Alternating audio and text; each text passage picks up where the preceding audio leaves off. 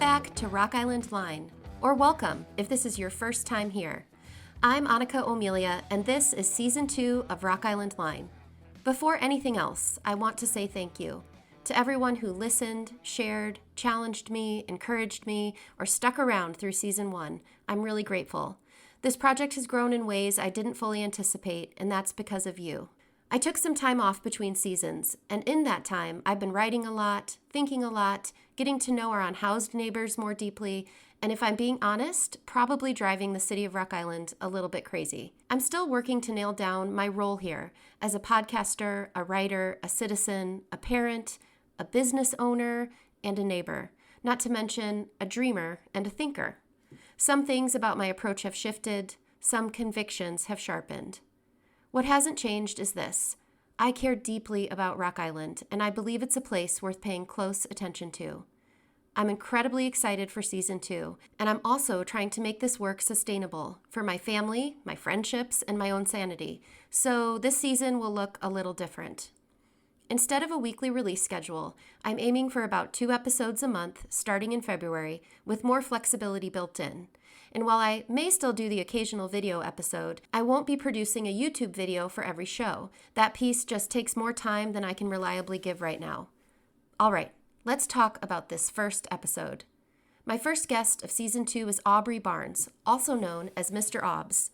Aubrey is a nationally recognized poet, writer, and educator from Rock Island, and the founder of Young Lions Roar, a youth-centered arts and empowerment collective that uses poetry, performance, and creative writing as tools for liberation, healing, and social change. Aubrey is also co-creator of The Half, a powerful stage production developed with Curtis Lewis, also from Rock Island, through Journey Live Productions. The play examines life on 14th and a half Street in Rock Island, exploring memory, place, identity, and what it means to grow up and stay in a neighborhood that holds both pain and pride. I invited Aubrey on after reading his poem, Rock Island Sounds Like. The opening lines referenced the sound of the descendant trains, the very sound this podcast is named for, and I knew immediately I wanted to sit down with him.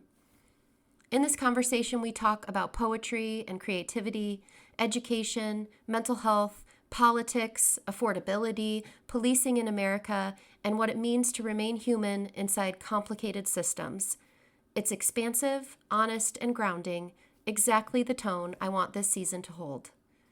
You can learn more about Aubrey and his words at misteraubs.com. That's www.misteraubs.com, and I hope you'll take time to check it out.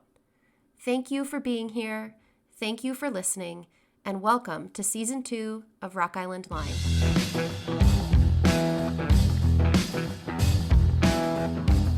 I'm here today with Aubrey Barnes, and I'm so glad that you agreed to come and sit with me for a conversation. Yeah. Welcome to, this is actually my office, so I did get rid of the studio, so you're the first guest back in just my regular business office. Yeah. And offices make the best studios though sometimes. My office is my studio, so I definitely get it. Yeah. Yeah, and I was joking, like leaf blowing in the Midwest is, because I would love somewhere in today to hear your poem about Rock Island and what Rock Island sounds like. But to me, part of it is a leaf blower. Yeah. Because whether I'm at home or, especially in this like neighborhood or neck of the woods, if you just throw a rock, you're going to hit somebody who's leaf blowing. Yeah. So there is some leaf blowing going on outside, but they've been at it for an hour. So I'm hoping that stops soon. But it'll just make the podcast feel a little bit more real, like I say, having those background sounds. Exactly. Yeah. So I began every episode just asking people to kind of, walk us through your Rock Island story. Yeah. Yeah. So, I was born and raised in Rock Island. Like, literally, the only times I lived outside of Rock Island were, like, for college, when I went to Iowa Central Community College for a little bit.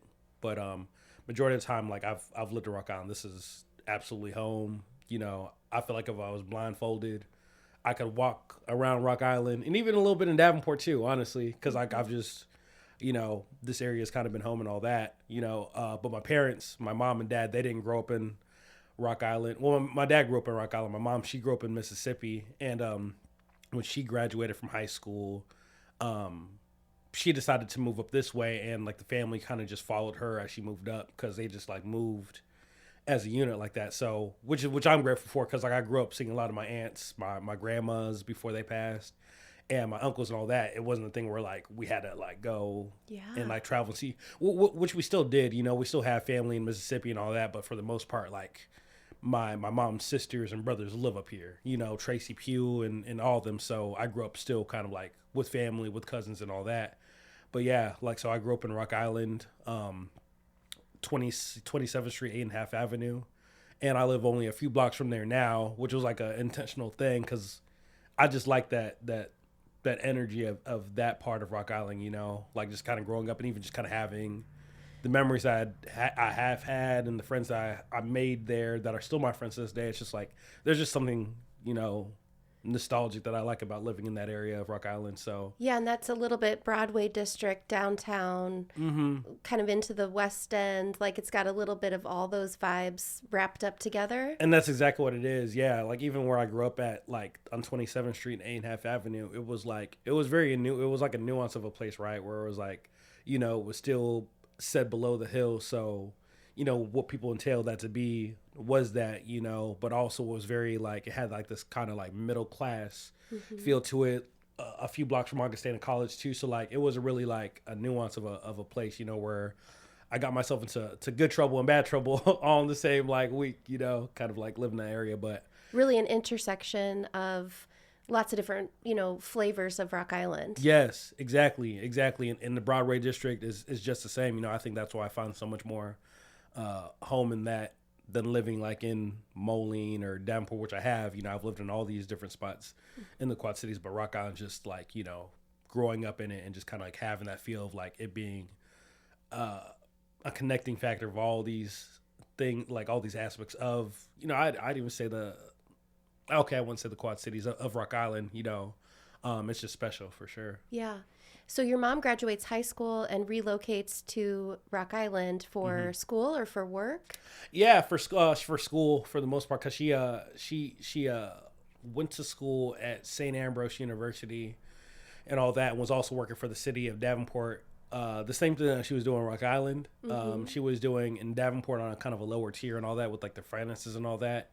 So that was the big moving factor for her. And the whole family just was like, we're going where she's going. Oh, yeah. Yep. So just that close-knit family, everyone came with. And so one person relocating here led to a big family kind of choosing Rock Island as home and building community here. Yeah, and absolutely. Wanting to stay together and stay connected. And Yep. Yeah, just that village mentality, you know, that's something that like is a part of my like philosophy, kind of like with kind of like working in whatever space you're working in, just having that village mentality. And I think it's because I grew up with that, of just seeing, you know, my mom said village, move with her, you know, kind of move and kind of like be that supporting factor for her and all that. So that was really special, you know, again, because of just like being able to grow up and know family, you know, in the way that I've been able to know family, that is kind of like a thing I don't take for granted, because a lot of folks don't have that connecting with family and all that. But yeah, she moved up here for school, was getting her master's and all that. And that's where she met my dad and all that, who worked at a little donut shop like right across the way from the downtown Davenport building that she worked at. Oh, you know, cool. So yeah, he met her. That's where they kind of met and all that. Oh, cute. They met at a donut shop. Yeah, one that he worked in. It was funny because I've written about it in the past in some of my works, but it's kind of one of those. It was funny because my dad, when I think it was on one of the times my mom stopped by the donut shop, he kind of had that inclination of, oh, I think I like this person. And he went to her building and literally went to like every floor and asked people who this person was, tried to describe her and all that. And, wow, you know, didn't find her, but my mom caught wind of it and just went back the next day and gave her number. And that's how that happened. So it was cool little story. Yeah. And the adventures, like people my age, older, used to have to connect, because you couldn't go on the internet and try to find that person, or, you know, you had to like go out into the world and travel through a building and look for someone, and just the little daily adventures of mating back then. That's so different than now. Yeah, where we have all these like these apps and all that. I think there's something special about like the former, honestly. Yeah, because again, it's you making that like physical effort to kind of the do vulnerability to go out and travel up and down floors Yes. of a building and say, I'm looking for this person. that. Yes, You know, yeah. and that's so cool. That's what it is, the vulnerability. Yeah, that Yeah. that part is a great part about it. But that's how they met and all that. And then that's where I kind of came. Like I'm the oldest of two, so I was like the firstborn, and then we have my younger sister, who's 31 now. She lives in Nashville, and then we have my younger brother as well. So, yeah. Yeah. Yeah. So, and I've seen in your writing a lot of references to family and almost like ancestry and kind of a community and being influenced by your grandmother and cooking and food and Yeah. just a real, it seems like deep appreciation for the unit of what supports you and stabilizes you. And Yeah, you know that, and I feel like my writing tone in that, just because I've been writing like as a career for 11 years, but I've been writing poetry since I was 10 years old. But like I feel like just kind of like more focusing on like the family and just really folks in your life who you care about. You know, that's been kind of like a recent kind of writing tone for myself. Just kind of realizing, I think I attribute it to the schooling I've been going through now with going to like grad school and all that, but also kind of just like realizing, you know, as it's kind of one of those things where like as like a said Black individual, we really don't know like our said like where we come from outside of like the people around us. Like we might have somebody who knows like their ancestries like of like Irish upbringing, or and they can point to you the people who they never met who were born like years and years after them that they can point to, but in kind of said Black experience, that's not always like our case, where we don't really know, so we kind of like gravitate towards this identity as Black, identity that was given to us by said white folks, you know, at the end of the day. But for me, I think, so with that considered, for me, a lot of my writing has been like really kind of like meditating on like the narratives before myself that kind of like made me who I am in this present moment. You know, even if it isn't the said ancestors that from years ago of like transatlantic slave trade, which I'm actually getting to like find out who those people are now because of some documents that my great aunt has kept and all that. So wow. That I'm in the process of kind of like looking over that, but even besides that, it's like there's like a said ancestry that's much more closer proximity that like I can learn from, like that's both past and living at the same time. You know, the ancestry that comes from like understanding who my grandma, my mom's side was, you know, how her life is like someone who was like a preacher who was a said Black woman preacher at that too, like how that impacted my kind of like upbringing as a creative, or how my mom's upbringing, you know, her kind of like having this artfulness of like cooking as showing her sense of care, how that impacts me as a person, and kind of like being able to write about those things. For me, it's important because it's a way of me leaving said like narratives that ones after me can find, you know, of like, okay, like these narratives aren't going to be like, you know, right brained, like of a sense of like, okay, this person was born at this date, at this time, at this age, and kind of like in a biography style, but you're going to get a sense of like, you know, where your narrative kind of like finds its roots in. You know, I think that's important because there's power in that. When you know who you are, there's power in that, and it makes sense of like, okay, this is why I'm this way, or this is why I'm that way. It's because of this, and you find a sense of empowerment in that. And in that sense of empowerment for myself is like you live in that with much more pride, you know? Yeah. Yeah. Yeah, it sounds like even these spiritual, emotional, historical breadcrumbs in this creative way of kind of trying to trace back what your mother was doing, what your grandmother was doing, you know, what the people before you were doing creatively to put out into the world. And is there a theme in that? Like, you know, my sister is an artist and she sings, and I think a lot of her purpose is to give some people something to hold on to get through difficulty. Yeah. But she doesn't really want to go on the internet and write things or talk about her opinions about stuff, but she knows that her music feels purposeful. So if you think about a thread in your own family of like, absolutely.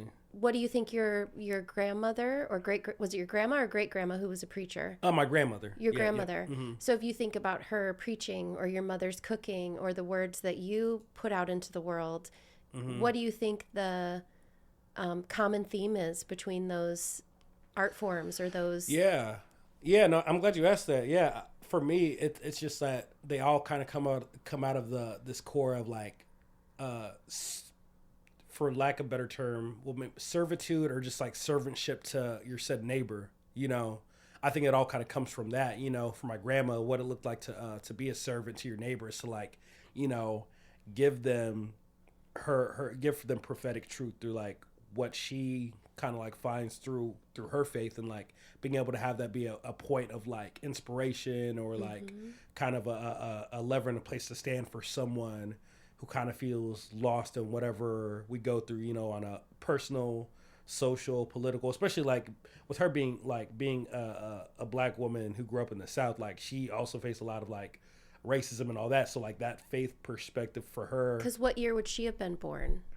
Do you know?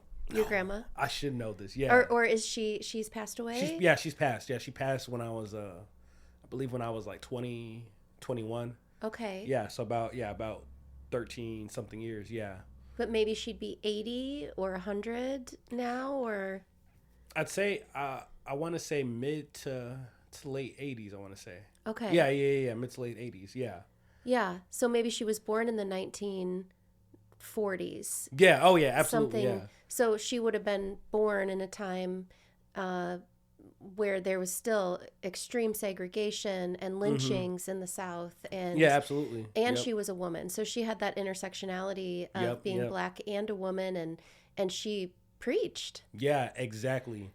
And all those things, like, and again, just doing like preaching being something that was like exclusively kind of like seen as like because of like the patriarchal gender roles, like, this is a male thing and all that, but like her still doing it and all that, I think for her, like, it kind of makes her servantship all the more like potent because she faced all these things, but still found it in her to kind of give love to her neighbor through what she did as like as a woman preacher and a prophetess, as she was also called.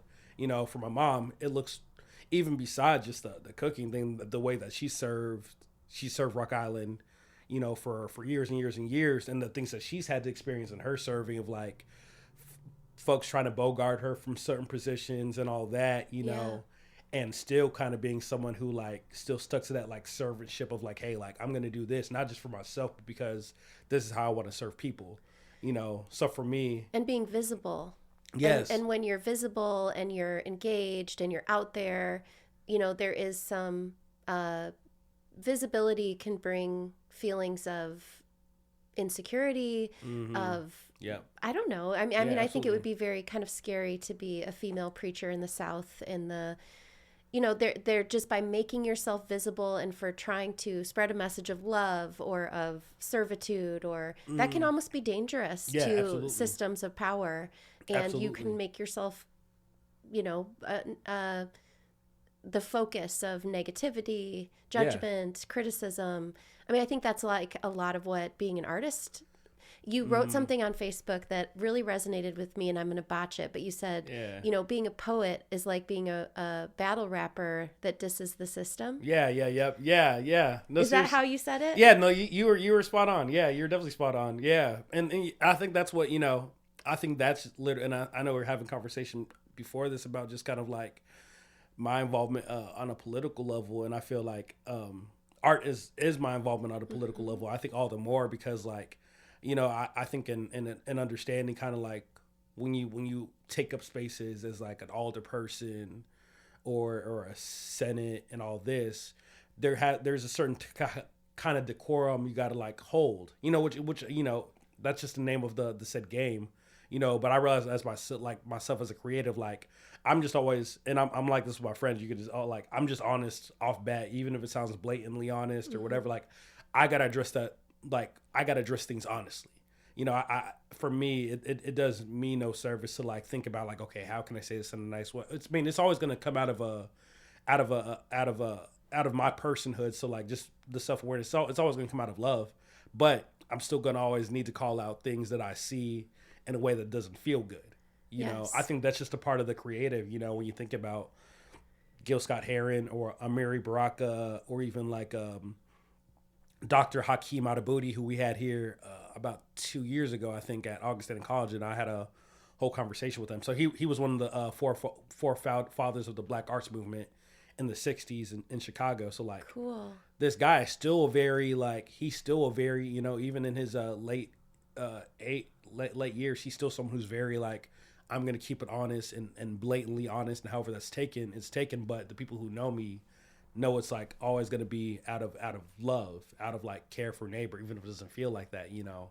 So I think for me, as a creative, like, I think that's especially like, as I said, like Black creative, or even like any indigenous peoples and all that. I think for us, like as creatives, whether you're creative in like music, dance, visual arts, or poetry, food absolutely, food too. Yeah, food is definitely a big one, really big one, you know?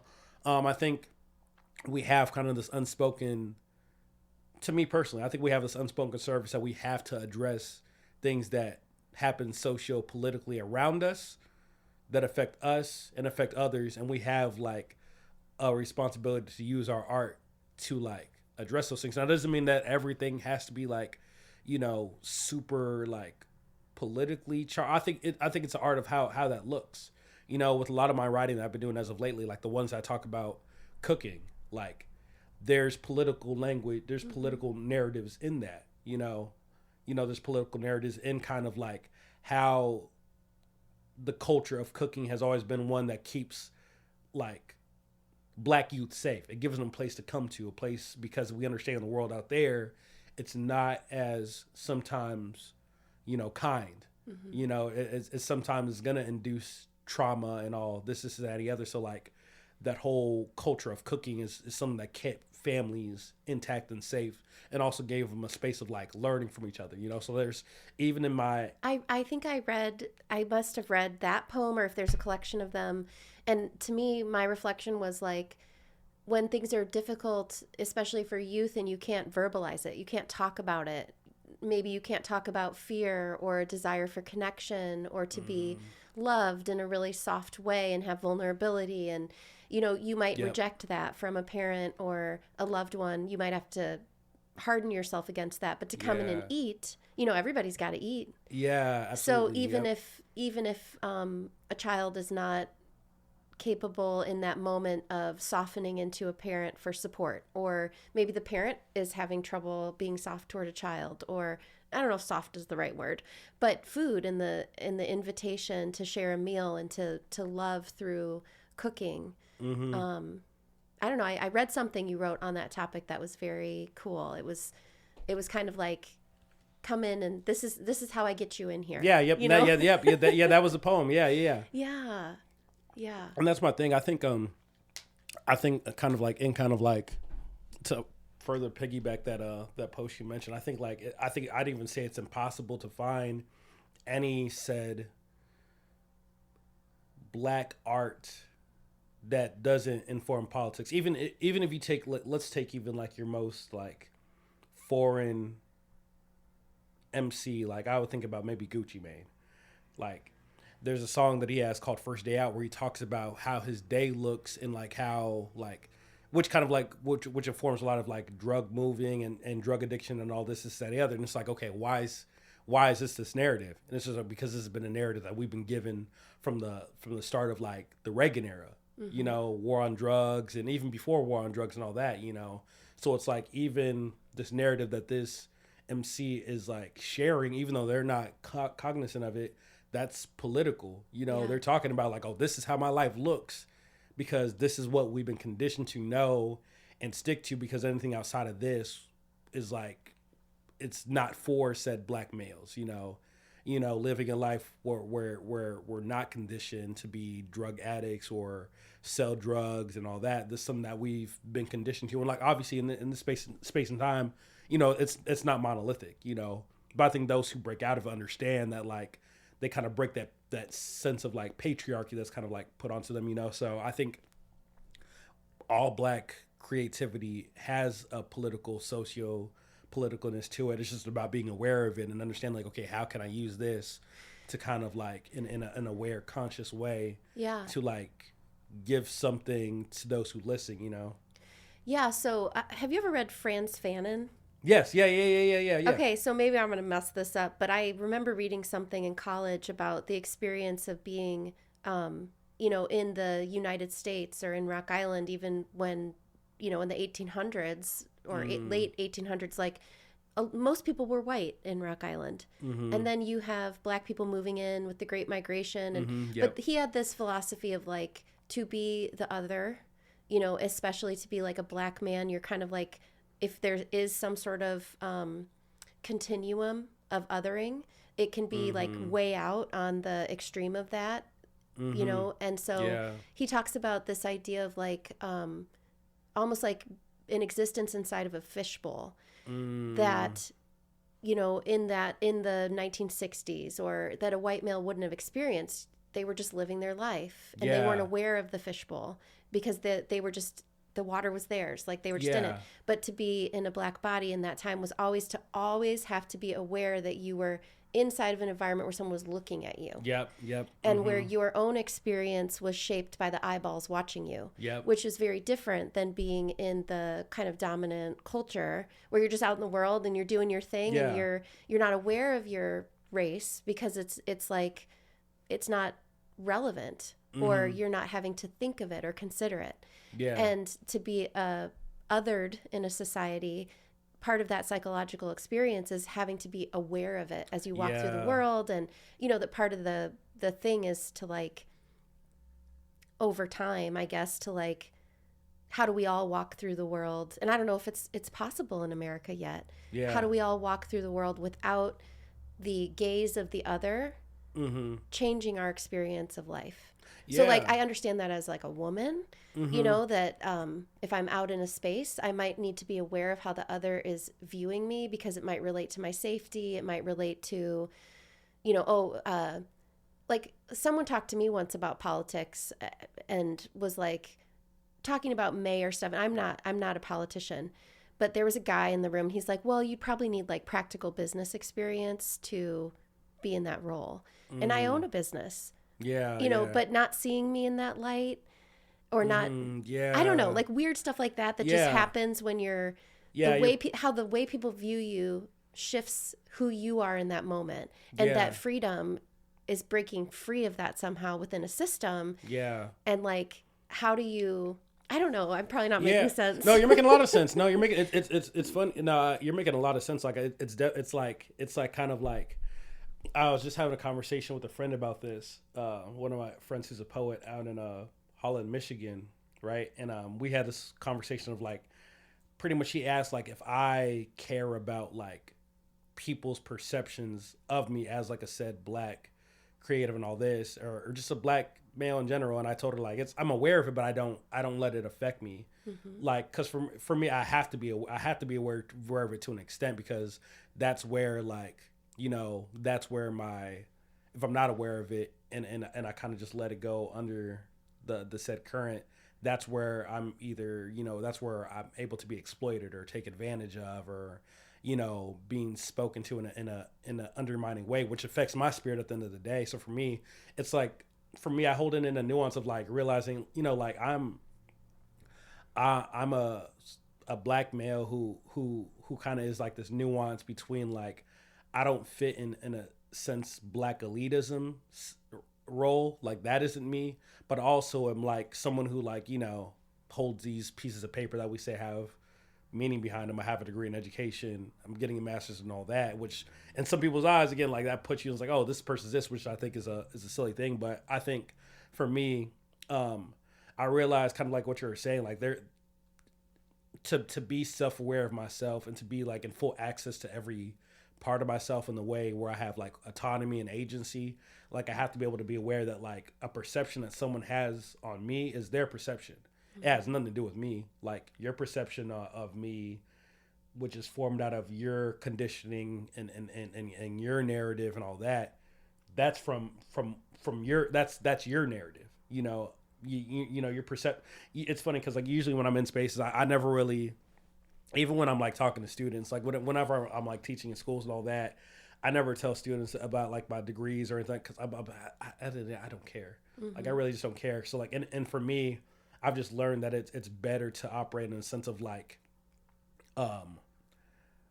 operate in the sense of like not, you know people better when you're in a space where nobody knows you, and like you let them make their assumptions. Yeah. And you hear those assumptions like, okay, well you think this or that and the other, and those things aren't it, but now I know where you're coming from, and now I know where to kind of set my boundaries as a person, but also I know, you know, I don't let that affect me being me at the end, because that's freedom. You know, I think for me, it's like, this is a stupid analogy, but it's like if you had a pair of tennis shoes and some marketing campaign said, I'm going to put this label on this pair of tennis shoes and this other label, this lower label on this other pair of tennis shoes. And as humans, we're so weak in that we will like give over our sense of knowing something to some other consensus on what is cool and what is not, or what is good and what is not, or what is what has value and what doesn't. Yeah, absolutely. Rather than wearing the shoes and getting to know for ourselves the experience of being in that shoe, and then valuing it from the inside out. Yeah. It's like, you know, this neighborhood is good and that one's not. I mean, this really gets to me with the homelessness stuff and people sending me pictures of people outside. Yeah. Kind of insinuating that like this collection of people being outside is not good. But over here, this collection of people waiting outside of a restaurant or being downtown would be good. And it's still just branding. Yeah. It's like, absolutely. Wow. Yeah. and how do you break out of that? You know, when I think about Rock Island, it's the experience of like a bigger culture branding certain people, populations, how much money do you have? And I think what you're talking about is when you don't mention your degree for these little kids, you're not trying to give them the brand that they should achieve. Yeah. You're wanting to connect with them as a human, and the other stuff is just... Yeah, because again, that's again, it's to me, it's extending to them like what freedom looks like. You know, just like you don't have to like, success is not based off following what I'm doing or what I've done or what I did if that doesn't resonate with you, because we all get caught in that trap. Because again, like you said, it's this sense of like feeling a sense of like a community and all that. We've kind of attached that to like, okay, to be able to feel like I'm a part of this community, I got to make myself feel as if like my life's meaningful, as if you're not meaningful because you're existing right here, right now in the present moment. You know, it's like, oh, I have to set code switch, or I have to like, you know, I have to in the face of being in the face of like microaggressions or backhanded compliments that attack my personhood, I got to be able to smile through that. And it's like, no, like, I think to live free is to be able to like have access to all those emotions and addressing those emotions in and of themselves in that moment. Like, hey, like, I don't like that, or, you know, and again, like just all those things, you know. So for me, it's important for me to kind of like, it's important for myself first and foremost to be that person to myself of like, hey, like, I don't want to try to pigeonhole myself into any place, because that's uncomfortable to my personhood. Yeah. And that's not going to be real to me. And like, I have to do that for myself in self-awareness of like what myself needs, but also to be kind of like an example of what that looks like to students who I take up space with, who are always like in the presence of like what I do as like a mentor and an educator. Like, I got to show them like, you know, this is what agency is, just being who you are in the present moment. Like, it's not contingent on this or that or how much you make or the number of degrees you have. Like, that's all patriarchal, you know, jargon. Like, it's all about, you know. So hard to resist. Yeah. Oh yeah, absolutely. Yeah. You know, we don't economically reward artists most of the time. You know, within the system, there's a level of courage, maybe like your grandma, like you have to be kind of brave to be an artist because there is no security in it. Yeah. And so living in that insecurity must be challenging. I mean, I love doing storytelling, but I'm not to a place where I'm brave enough to like just do that completely, because it would scare the shit out of me. Yeah. No, I understand to that. let go of the economic and kind of capitalist stuff I'm very attached to, to make less money, to, that would scare me. Yeah. Is it scary? I think for me it holds a sense of uncertainty, but like I think I've grown to a place where like the uncertainty, like I don't get scared by the uncertainty because I always know that like I always know that something's going to happen. Even though there's an uncertainty of like what, I know that that I'm provided for in some type of way. Like the person I brought up earlier, Dr. Hakeem Adabudi, I remember after we had our little interview at Augustana College, he told me this thing, which kind of really set up my life for and what it is in present moment. But he said that revolutionaries always find a way to make ends meet. He's like, you're always going to find a way. Like revolutionaries always find a way. Like, and that was one thing he said to me. I was like, yeah, like, and that kind of like demystifies the whole, like, and I think it exists all the more in like this part of the Midwest where like when we look at creativity, we look at it as like a hobby, something that can only be a hobby, something that is a thing you do that doesn't provide for you or put you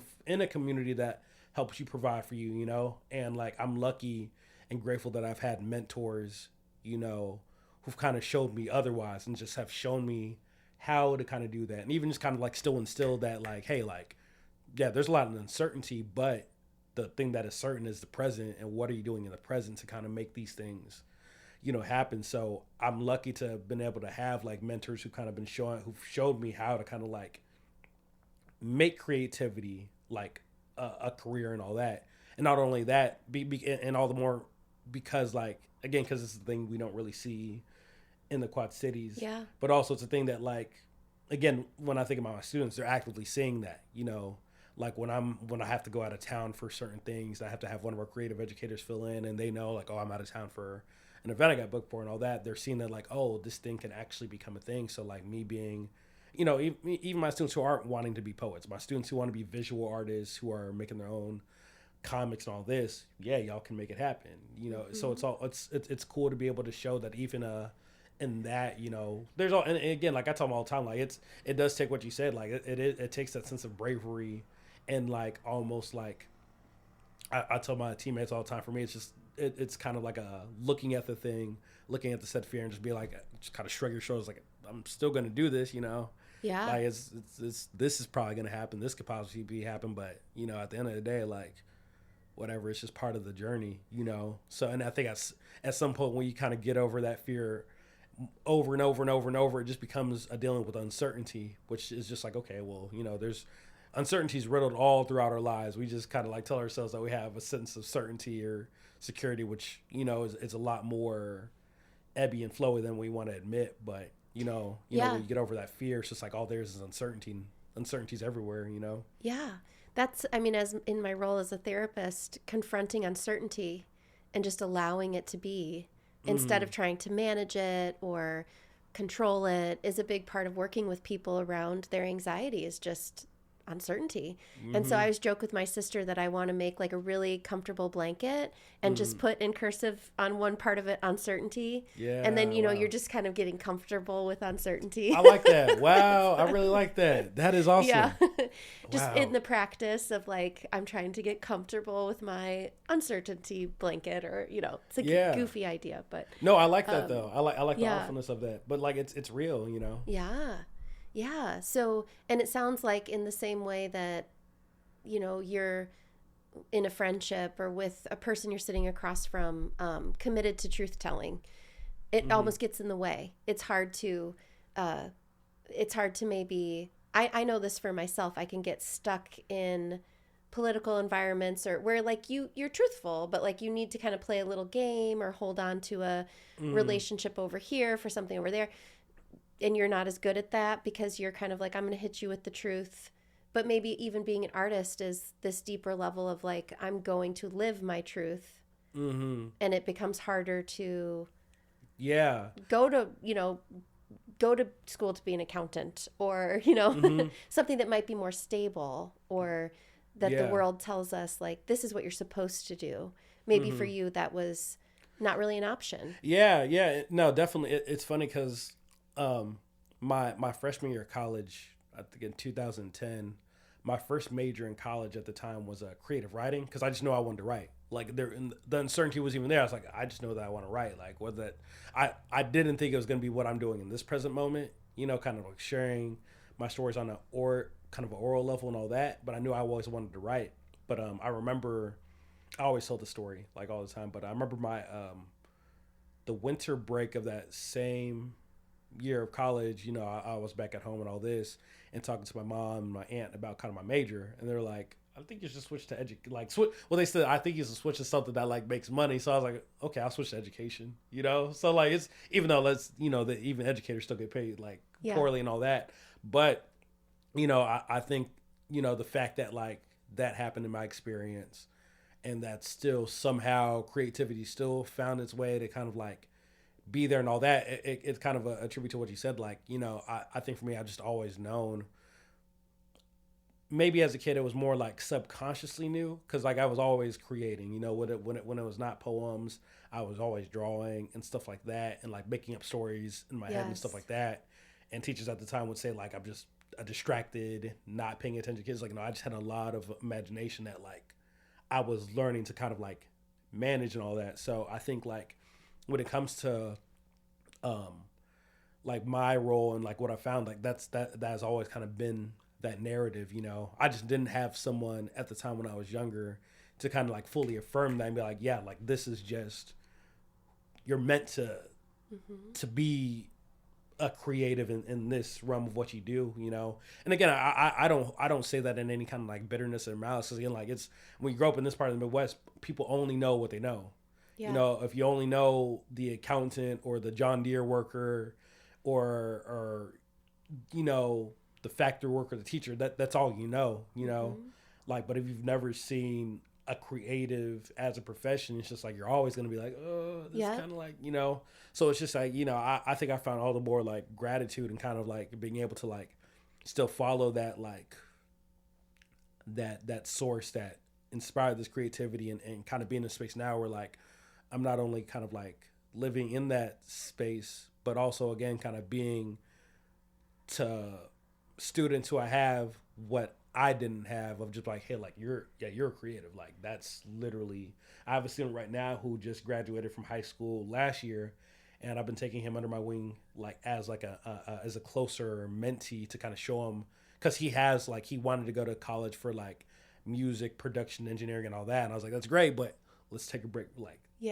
because like sometimes you don't, like, if you want to get, like, at the end of this, like, Dave, you want to go to school for that, do it, but like let's go through this route first, so you're not spending unnecessary money, so you can learn this stuff for yourself right here and right now. And the fact that like I'm showing him how to kind of like turn his creativity and profession, like that's I love that. It's awesome.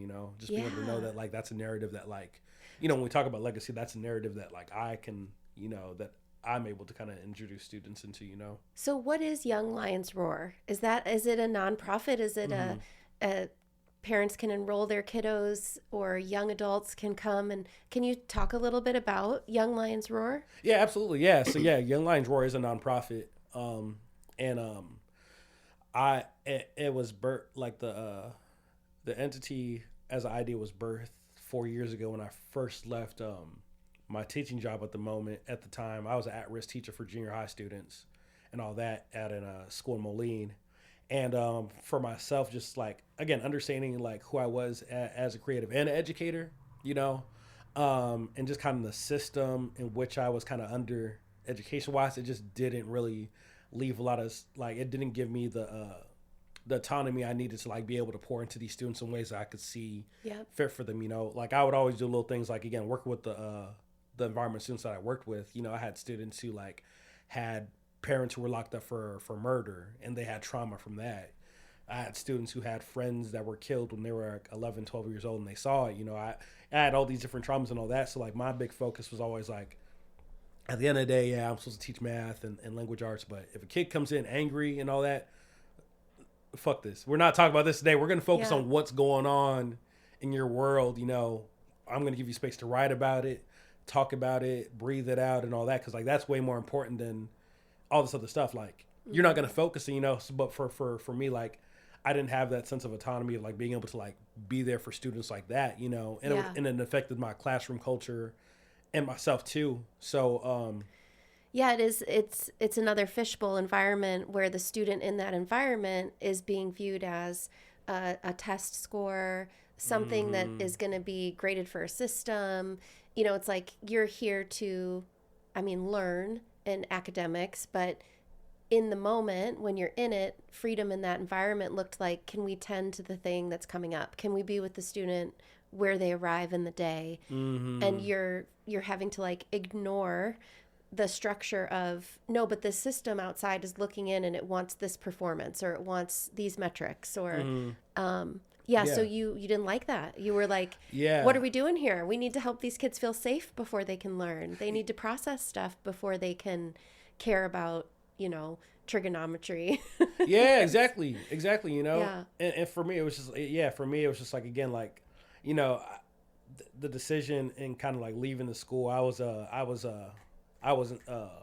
kind of what do you want to say? I was influenced or inspired by one of my friends who's a teacher in Chicago. One of my really good friends, Steve, who, like, when I was quitting the school, was like, yeah, like, you should definitely leave. Like, as someone who's got an educator and someone who's an educator with 2 master's degree in education, like, that's not fitting you, bro. Like, that's just not your thing. And like, you know, that week after I left, I was kind of processing and meditating and how, like, even before I had a teaching degree, I was teaching poetry to schools like outside the Quad Cities. Yeah. Like in Kansas, Parson, Kansas, in Haiti as well, outside the country. So for me, I'm like, wow, because I've done this as like a job per se. I was like, I think, and again, kind of jump back to the uncertainty thing, is like, I think in faith, I can make this thing happen where I create a nonprofit where I'm working with students and like providing, you know, classes, workshops, and retreats pertaining to the use of literary arts. At the time, it was just for like, you know, at the time, it was just kind of with the focus of like mental wellness and like creative expression and all that, you know. But now in the present moment, you know, it's real, like with all the mentors I've had in my life and all this for the last 4 years, like I've realized that like literary arts is like the foundation of everything, you know, from just like learning how to voice your opinions, you know, in a way where like your voice, again, like I said, like where you're voicing your truth, but you're not voicing your truth in a way where like, you know, where you're possibly shutting down the chance to be heard again, you know. And even when you voice your truth, there's still uncertainty in that, but it shows students, you know, who may not be poets, who may not have an aspiration to like do poetry as a career or anything like that. We're showing them how to like advocate for themselves with communicate all these different things that like, and even to have that communication piece, you have to be able to have the ability to like, you know, again, read, write, which also entails critical thinking, comprehension, and how those skills kind of carry as a human when you're able to like see things that you know are not true because you have a critical thinking and comprehension of your own. You're able to all the more, you know, articulate yourself better. You know, and how much better do we need folks like that in this world? So for me, you know, Young Lion Drawers kind of turns this entity where like we serve kids and work with like different entities that serve kids on like whatever level or whatever, you know, whatever serves them best. Because again, it's having that like heart of servitude of like, hey, if you're looking for like conflict and resolution with your students and all that, we're going to work with them and showing them how to use this writing for conflict and resolution, how to voice your needs and your wants and your boundaries effectively without having like these meltdowns where, you know, you're destroying these moments of like connection and all that. If it's for creative expression, we could create something like that. We just worked with Johnston STEAM Academy last week where we worked with 4th and 5th graders on kind of having them learn how to like present their art, you know, for 3 days. And on the 3rd day, they read their poems at a coffee shop, you know, 46 students. And then there was like an audience of like maybe 30, 40 adults and all that. So like in that moment, like community's being built, you know, it's like you're building a community like this, because it was all at this coffee shop. And now like you're seeing this communal aspect happen of like, you know, community support, you know. So, you know, Young Lions Roar exists to kind of like show how literary art is, it kind of demystifies. It's not just like, it's more than just like a hobby or whatever, even just, you know? the pause of poetry. You know, you're taking something that stirs up something in you, and you're kind of being with it, you're wrestling with it, you're thinking about it, Yep. you're having fun with it, you're struggling with it, the relationship to the idea, and slowing down, and maybe you sit with it for a second, just that Yeah. Yep. ability to kind of be with yourself for a moment before you Yes. articulate or express what you want to is such a skill of growing up.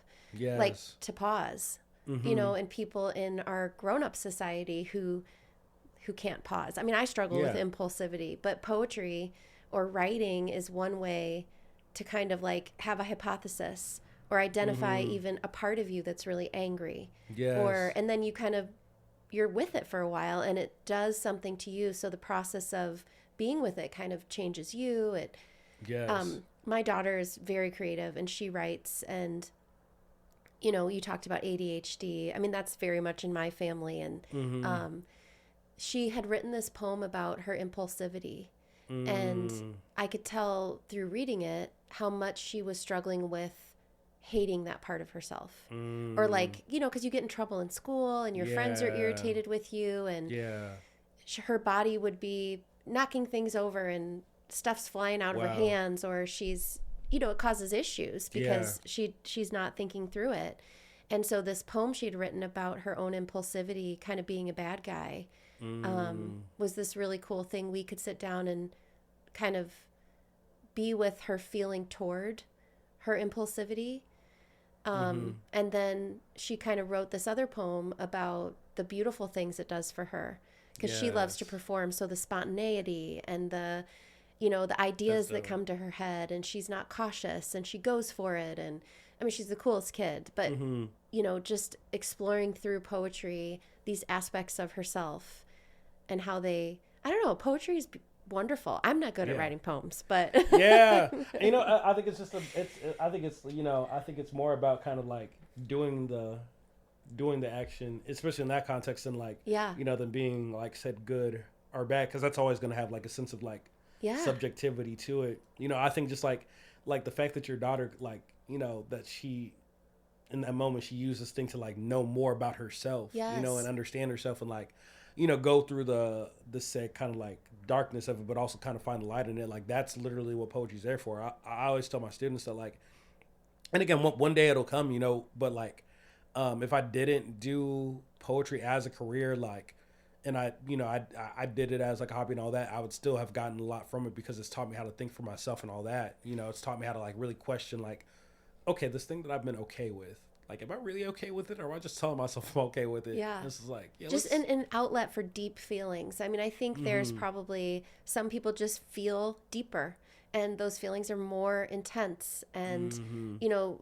having kids that are just a child who feels compelled to do art, maybe even as a way of surviving, or Yeah. you know, just having to be with the content of being a human in some way that's like poetry or artwork or clay, or because to not have that, you would feel like, how do I get through this if Yeah. I don't have this medium to transmute all these really intense feelings? Yeah, and that's transmuting the intense feelings. That's, you know, that I think that's the more I've kind of been like in this grad program that I'm in for creative writing and all that, it's made me all the more realize that like art in general is just like transmuting all these things that like all these things that people take to Facebook or take in very hateful opinions and all that, as opposed to just sitting with themselves and being like, okay, this energy I'm feeling, let's put this into like, you know, molding this piece of clay and all that, and just working it and letting my thoughts kind of go, as, you know, like, that's what art's there for at the end of the day. Like, whether it's good or bad, like I said, like all those things, you know, somebody may see someone, and just to kind of show the subjectivity of it, somebody may see somebody who doesn't have their poems memorized and reads it off paper better than, like, resonating better than one of my poems, and that's okay. Like, again, because that's the subjectivity of it. I think for me, it's just all about just the doing it, you know, and just kind of like letting whatever's in you come out, you know, and letting that kind of be the thing. Yeah, there is something divine about that too. It's like, if each person has, you know, something in them that needs to come out, where does that come from? And like, you're the only person on the entire planet who has your specific life experience and time and place in the space time continuum, like only you can create the things that will come out of you, which is really beautiful. Yeah. But we're all like on the hamster wheel of capitalism. So it makes it hard to even discover what is inside of everyone. What is, I mean, in the therapy world, like a real goal of therapy is this self-actualization, which is kind of shedding, achieving some level of safety and security and meeting your basic needs. Yeah. But then kind of shedding everything else, not being in the fishbowl, shedding the expectations of labels and what everyone, thinks you should be doing, and kind of being more connected to your internal sense of self-actualizing, like, this is who I'm here to be, I guess. Yeah. Not what I'm here to do, but who I'm here to be. Yeah. And for me, that's kind of like the whole basis of like my kind of like philosophy as a creative and all that. Like, ironically, like, as I was just telling somebody this a couple of days ago, but like, as much as I love what I do, like, I love writing poems, I love being able to like convey my stories and all this, I love being able to like teach it to students and all that, but at the end of the day, like, I know I'm not here for that purpose. That's not my purpose of like being here and all that. My purpose is to like be and experience life. So like, that's kind of been my factor of like breaking the hard capitalism wheel that kind of like says, okay, like, as someone who's self-employed, I gotta do. It's like, yeah, I gotta do, but also I want to just be too. Like, I want to be and experience this life.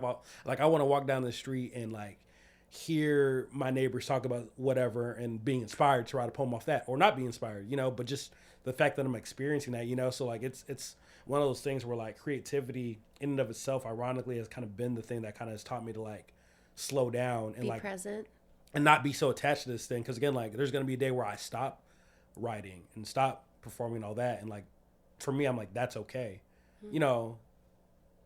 Cause it all at the end of the day pointed to me being more present. Creativity has been the thing that's so, when those things stop, I'm still going to benefit from what it gave me, because it taught me how to be more present, to not be caught into like, that capitalism wheel, as you said, and like where we're like doing a bunch of good things, we're multitasking, which I don't really believe in multitasking thing. I think we're just doing a whole bunch of things terribly.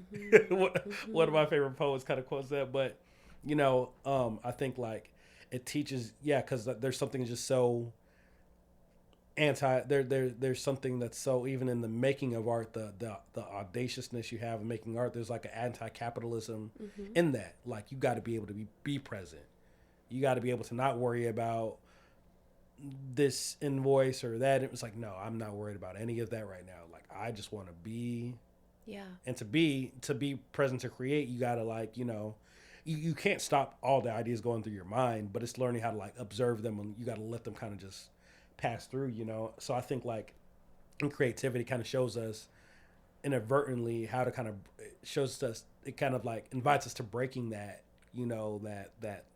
that capitalism wheel that kind of makes us less connected to each other, and all the more say like, hey, like, if you're going to create, you got to pause and breathe and be in gratitude to all the things that are forming your creativity. Cause like again, like, I wouldn't have my creativity wasn't for like people existing, people talking, people being, and also my awareness of them being. So it's like, even that, like, and I feel like poets, especially, if you're talking about walking down the street and that presence of what does it sound like under my feet? What is the, crispness of the air? I feel like poets especially are kind of immersed in their senses. Yes. Would it be weird to read your poem about Rock Island? Because, you had this poem called, I don't know if it's called This Is What Rock Island Sounds Like, or What Rock Island Sounds Like. Yeah. And I was, and you kind of opened it with something about a train. And when I thought about the podcast, and, the intro has the train. 'Cause, Rock Island. Yeah. And just like hearing the train as a kid, or hearing the marching band, there are different sounds of Rock Island, the leaf blower. Yep, all those. See, I got to put the leaf blower in now. Yeah. No, I'd love to share it though, because it's funny, because this is one that I've been wanting to kind of like commit to memory to share. So I'm glad you asked if I could share it. Absolutely would. So Rock Island sounds like Window open to hear lullaby of train downtown, with its long-held half-note of horn section that forgot when to pause between breaths that bowed heads at bedtime. A choir of cicadas singing from sunrise to sunset like a million light bulbs buzzing through window. And if you listen close enough, you can hear crickets whistling in between. Rock Island sounds like heavy Jordan's clunking cross concrete of kids and heavy-footed cadence that picks up tempo in tandem with neighbor whose familiar challenge never needed words, just a head start.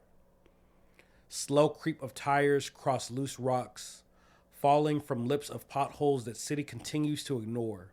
Some nights, knuckleheads hit gas, high off adrenaline of going 30 in a 10 out of 10 chance that a boy might cross street and find himself crucified at crosswalk, casualty of a foolish flex or fleet to beat a time that isn't worth a rush. Stopping hands before their time was ready. Rock Island sounds like echo of bullets that sounded like they were forced from pistol, a spark of a barrel blowing up as if peace wasn't an option. As if seeing black boys' life explode right before their eyes is just a part of being police.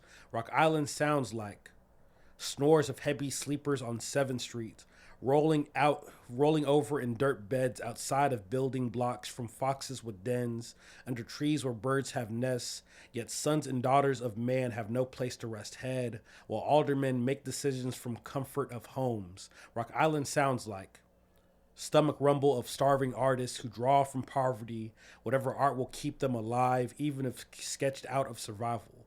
Rock Island sounds like the metal detector ding at the dawn of school day, school security copying episode of Cops, playing school to prison pipeline police to preteens as if track stars with criminal records, herding them through lines in contempt and wonder why they still fight during the day. The battle is waged right when they walk through doors. Rock Island sounds like it's willing to make compromise with capital, burn trees for dispensaries, even if it means stripping Mother Nature down without her consent. Rock Island sounds like axe swinging with ordinance that cuts down crops in food deserts cultivated by refugees that look foreign to farmers, in which they thought they were familiar, calling their irrigation an eyesore of agriculture, yet turn eyes from poison practices of private farms that fill Mississippi with sickness. Rock Island sounds like it lets so many outside voices inside them that she's forgotten who she is. Rock Island sounds like loud screams from a glass jar she keeps lid over for the sake of seeming proper. Rock Island sounds like she's trying to do what is right, but so lost in what sounds right that she don't know what is right anymore. Rock Island sounds like me, trying so goddamn hard to figure myself out, scared of accidentally calling a yes, no, and never having the chance to take back my words when I realize I'm wrong. Either way, this body is one that I will wake up with when morning comes, where cicadas continue to sing, owls hoot through 9th Street in familiarity, deers walk down alleyways curious as if this place is as safe as we say it is. No matter how much of a mess I make in this vessel, I will always be expected to return and do the work, scrubbing my scars, cleaning up act, treating this body more like present than play, for this body, born, raised, resident of Rock Island, are both the same. Home. And that's a poem. Oh, that's amazing. Well, thank you. Yeah. Thank you for that. Yeah. Yeah, it makes me emotional. I don't know why place can become so important, but yeah, this idea that our own vessel and then the city that we live in, and all the conflict and the good, the bad, and the ugly, and that yet we wake up again having to contend with it, or yeah. Yeah. I think that's just evidence of like love, and like obviously love for a place is like a weird thing for people, But I think I kind of think about it just with what I do as like just my wanting to kind of stay in the Quad Cities and specifically Rock Island. Like I've had friends for the last 5-7 years tell me like or just ask me out of like curiosity like why don't you like leave the Quad Cities, like this would be less hard if you lived in Chicago or Atlanta, or heck, move down here to Nashville with us, like, and all that. And like, I they're absolutely right in that, that things would be less harder. But I think there's just something again about just like the intimacy when you're really aware of the narratives that are home and not just thinking about like like this place is crap because this, the other. Like for me, like my experience is like, man, like, yeah, there's things that the Rock Island or Quad Cities doesn't have that would benefit me more, but like also, that house I walk past, that's the house that Santiago used to live next to me. And like, Santiago, he's, now it's compelling me to like, man, I want to see how Santiago's doing. I haven't talked to him in a while, or like, there's just something about that nostalgia and just being able to also be able to kind of like, for myself, just being able to have a space where I'm able to kind of like give something that wasn't here when I was a kid and have that be a part of Rock Island's narrative. There's just something, there's something that I love about that. Yeah, it's in that poem. It holds both a deep love and appreciation for a place, but also wants it to be better. Exactly. Like, wants it to face some of the hardness of what it does to people. Of some of the, I have a friend who I really admire, and she lives in New Jersey. And I'm always like, oh, it'd be so cool if she moved back, because she's gone off and has all these skills and talents. And she's like, hell no, that place hurt me. Some of the things you talk about even in that poem, that there's been pain that has made a place feel unsafe, or like it wouldn't nourish one's spirit to be back in this kind of a container for who she was and the time we grew up. And I think your poem touches on some of the pain of growing up in this city. And that's something I've really struggled with the podcast, is kind of trying to hold space for both. Like, I started this podcast because I love this place.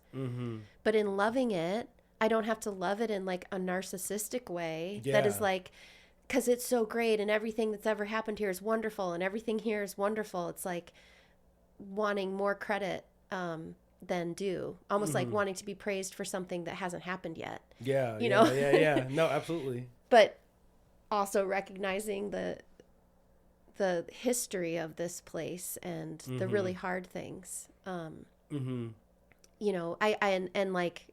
of my first memories of police interaction was because I was driving in the West End with friends who were Black, and I got pulled over by like 4 cops and a dog. And I'm like, whoa, this is different than anything I experience when I'm. So there's like so much truth in what you're saying. Yeah. But that poetry puts it out there in a way that is like, it's like how beautiful Rock Island is. And then also, and the half, I think. The play that you produced with Curtis Lewis. That's about a street on Rock Island that a lot of people know. The half. Yeah, that kind of holds that too, like all this beauty and family and connection and humor but a lot of pain and loss and grief. I mean, that really what stuck with me is like a lot of people experiencing a lot of grief at really young ages. Losing people to, I don't know. I'm rambling. No, but that's my whole thing. I think like with all that considered, I think like all those aspects, like when you kind of think in tandem to like the poem and all that, like it's never. I don't think to love something it has to be inerrant. Like it's always I think in my life as of lately, I've realized that like. In my relationships with people, like my friends who I call dear friends and all that, I've learned this last year. It's like evidence of love for my friends is being able to say like, I love you, but also like you piss me off. Like I'm so angry at you and I'm not going to talk to you for 3 days, but after the 3 days is over, we're cool. I think that's evidence of it too, like of just being able, I think love. And I think we so often make it kind of like where it's all just kind of like, clean, sterilized, like speak well and all that. It's like, no, like if I love you, again, back to my truth telling, like I'm going to tell you also the things, I think James Baldwin said it too, of just like my evidence of love is telling you the hard things that I noticed too.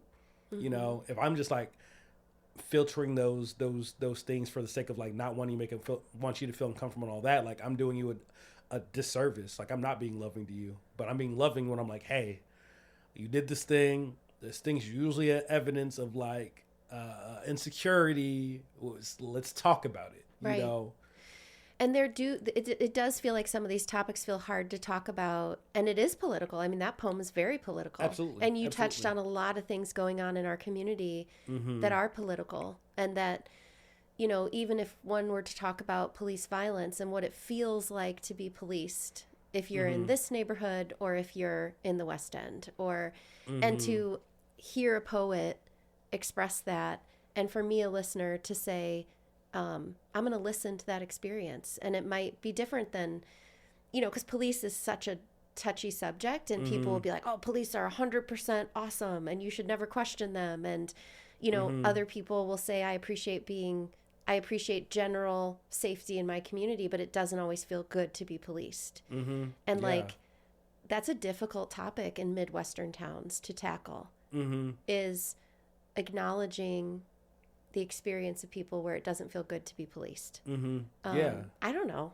I'm not Yeah. going to speak eloquently about it, but can you love Rock Island? Can you appreciate a police department? And can you say, hey, on a couple of these points, myself as a taxpayer and as a person who lives in this community would like us to improve Mm-hmm. without being cut down, or, you know, Mm-hmm. and poetry does that in a really brave way. Yeah. Yeah. And I think it kind of helps like inspire people to be that force themselves. You know, when you're in Yeah. the presence of that, like kind of like makes you like, oh yeah, I can have that conversation and all that too. You know, even with just kind of like, yeah, like, and it's like even writing, like everything I kind of wrote in that was like about specific things that I experienced. You know, even just like the policing part was more focused on the like the Jakarta Jackson thing that happened at the Yeah. beginning of this year. You know, and like where we still haven't had like a conversation community about that. Wise, they just kind of said like, oh well, this person said that they're okay, so we're okay. We're gonna swipe it under the rug. But like when you swipe things under the rug, like that thing's still there. And again, like for me, it's all about when It's like a splinter under the skin, mm-hmm. and you don't talk about it, but it's there, and every time it gets pushed on in a in an attitude, in a look, in a action at this governmental level, or by it's like you feel it. It's still Mm-hmm. felt. Exactly. Yeah, and not acknowledging bad stuff erodes trust. It makes it worse. Mm-hmm. Like, I don't know. That's yeah. Yeah, and there's just an energy behind it, you know. I think like again, like I always try to like, and I've been doing this more lately in my writing, where like I connect. I mean, political and humanness are like so closely interwoven. We're like, you know, like how we treat ourselves or how we're gonna treat the political world outside of us. But like if we're so like in this situation where like you're not being completely honest about something, you kind of swipe something under the rug, and you know you kind of just let it be, even though it's still there and it's out of, and you think it's gone. Like, you know, that builds up. If you do that with like any kind of relationship, person to person, where you're like, okay, I know I did this person wrong that I'm living with every day. Mm-hmm. We share the same space and all this. And I know I did something wrong, and I'm like, okay, well, it's shoved under the rug. Like there's a tension still that both y'all are still gonna feel because there's not an honesty there Yeah. that you're not addressing. And like at the end of the day, that's the thing that I'm always about. Just like as a person because of the politicalness, like be honest. It reminds me of in couples therapy, and I'm not a couples therapist, but there's a woman named Esther Perel, and she talks a lot about affairs. And so in a marriage, one of the most painful things is for a partner to cheat. You know, so it can blow up the other person's life. They can feel completely destabilized. It's, you know, and the person who chose to have an affair in that setting could be considered the party that caused harm. And it's really painful and it's difficult, and oftentimes the person who was hurt will bring it up a lot. Yeah. Like maybe they'll be going to an event where that other person might be in the periphery, and so they'll get upset, the person who was cheated on, and they'll bring it up or they'll want to talk about it, and then this other person who did the harming gets really exhausted. They don't want to talk about it anymore. They've said, I won't do that anymore, and they could be very truthful in that. I'll never do that again. And Esther Perel talks about one way the person who caused the harm can help is by bringing it up. Yeah. Is by saying, hey, we're going to this event this weekend. I know there's this memory attached to it. How are you doing? I'm so sorry. Like, because if the person who causes the harm never brings it up, it becomes the job of the person who was harmed to keep the memory of it alive as a self-protective wow. thing of like, so this never happens again. Dang. Because when we have a trauma, recalling it is one way we protect ourselves from having it happen again. Yeah. You know, oh, I was in this situation, it was unsafe. I remember that. I'm going to stay out of that situation. Yeah. So when wow. harm has been caused in a Wow. relationship, if only the person who was hurt brings it up, it becomes their job to keep it alive so that the harm doesn't just continue. It doesn't happen again. Yeah. Wow. So even in a community, if some harm has Wow. been caused, the person who causes the harm, bringing up the harm, acknowledging it, owning it is so healing for the whole system. Mm-hmm. And it's not the burden of the harmed anymore. Yes. But in the absence of the Wow. harmer bringing it up, it becomes the burden of the Yeah. harmed. And I feel like we're seeing this at a national level where there's this desire to feel so good about ourselves as Americans, Mm-hmm. you know, Yeah. that we need to never bring up anything we've ever done wrong. Yeah. And to yep. just really protect our almost narcissistic, like, Mm-hmm. like, I am so good, I deserve accolades, you know, Thomas Yeah. Jefferson. And I mean, Yeah. great. Yeah, we have founding fathers, but like we Yeah. need to worship idols of Americanism. We need to never look at anything that was bad. Yeah. And then the people who have been harmed in our society will have to keep bringing it up and fighting for it to be recognized. Yeah. And then the more this part's like, no, we're perfect and don't bring up any bad stuff. It's like Mm-hmm. artists and writers, and you can't stop people Yeah. from, you know, contending with their own human experience of hurt. Mm-hmm. Yeah. No, so absolutely. And that's my thing. I think like, and kind of like avoiding like, and just everything you're saying is literally going in tandem with just like the last poetry book that I wrote, that I published in April called I Took the Wrong Path. It literally is like this meditation on like grief and like how I've had to learn to deal with it, but also face a really ugly size of myself with grief. You know, I like, this is kind of the first, like I've written 4 poetry books, 3 before this one, but this is like the first one where I had to like really sit with like, okay, like grief has like, out of my grief, I've done this, I've been dishonest with people, I betrayed people's trust and all that. I got to be able to say that out loud. Mm-hmm. Like I have to, cause like there's a transforming aspect of like when you say those things out loud, it's not gonna feel good. It's gonna make you sweat. It's gonna make you like battle with this like feeling of shame. But like when you go through all that, like you find a more grounded human part of yourself that realizes like, okay, like I'm not as inerrant as I thought I once was. And that's okay. That's this human experience. And then it all the more makes you lean on the things that are said like good. Like, okay, because I've been this person and I'm honest about being this person, and I know with that honesty came these hard feelings and all this, I don't want to put my body through that anymore. So out of my humanness, I want to be present in like, yeah, you know, doing good. But that doesn't come unless you are recognizing the shit that you've done though too. Yeah. Like you got to, and I think that's the hardest part as humans that I've realized all the more is that like we just do not like to sit with like the uncomfortable things. Like we don't look at ourselves as the said villain and things. Like no, we can't, because that's where we've built up so much pride and idolization and being good that we've kind of like, you know, pushed anything bad to the our side. shadow self, or Yes, exactly. Yeah, or like I feel very lucky that I'm sober and in recovery, and I went through AA, which gets like a lot of shit for some really valid reasons, but it's actually a pretty awesome program. And but part of that program is they say like people who do not recover are people who cannot or will not be completely honest with themselves. And that only by squarely looking at your own like defaults and defects of character, you know, that is what sets you free to kind of move forward without shame and without these feelings that drive addiction processes for sure, but also drive other just maladaptive, you know, like if you're working so hard to cover your shame, or, you know, and so that program provides this opportunity for people to, they call it like a fearless moral inventory, where you literally write down like everyone you are angry at and have resentments toward, but you also look at what are the things that I do to people. How do I hurt people? How do I, you know, and when I was doing that, I'd written this little thing called sitting in shit, because you're sitting in anger and resentment, and that's what it feels like. It's like that these are things about myself that I don't want to look at or be honest about, or, but if you can be, then on the other side of that, there is a deeper, Yeah. you know, deeper experience of being. Yeah. And just as a human goes through that, relationships, cities, countries, like being honest about our history Yeah. is important.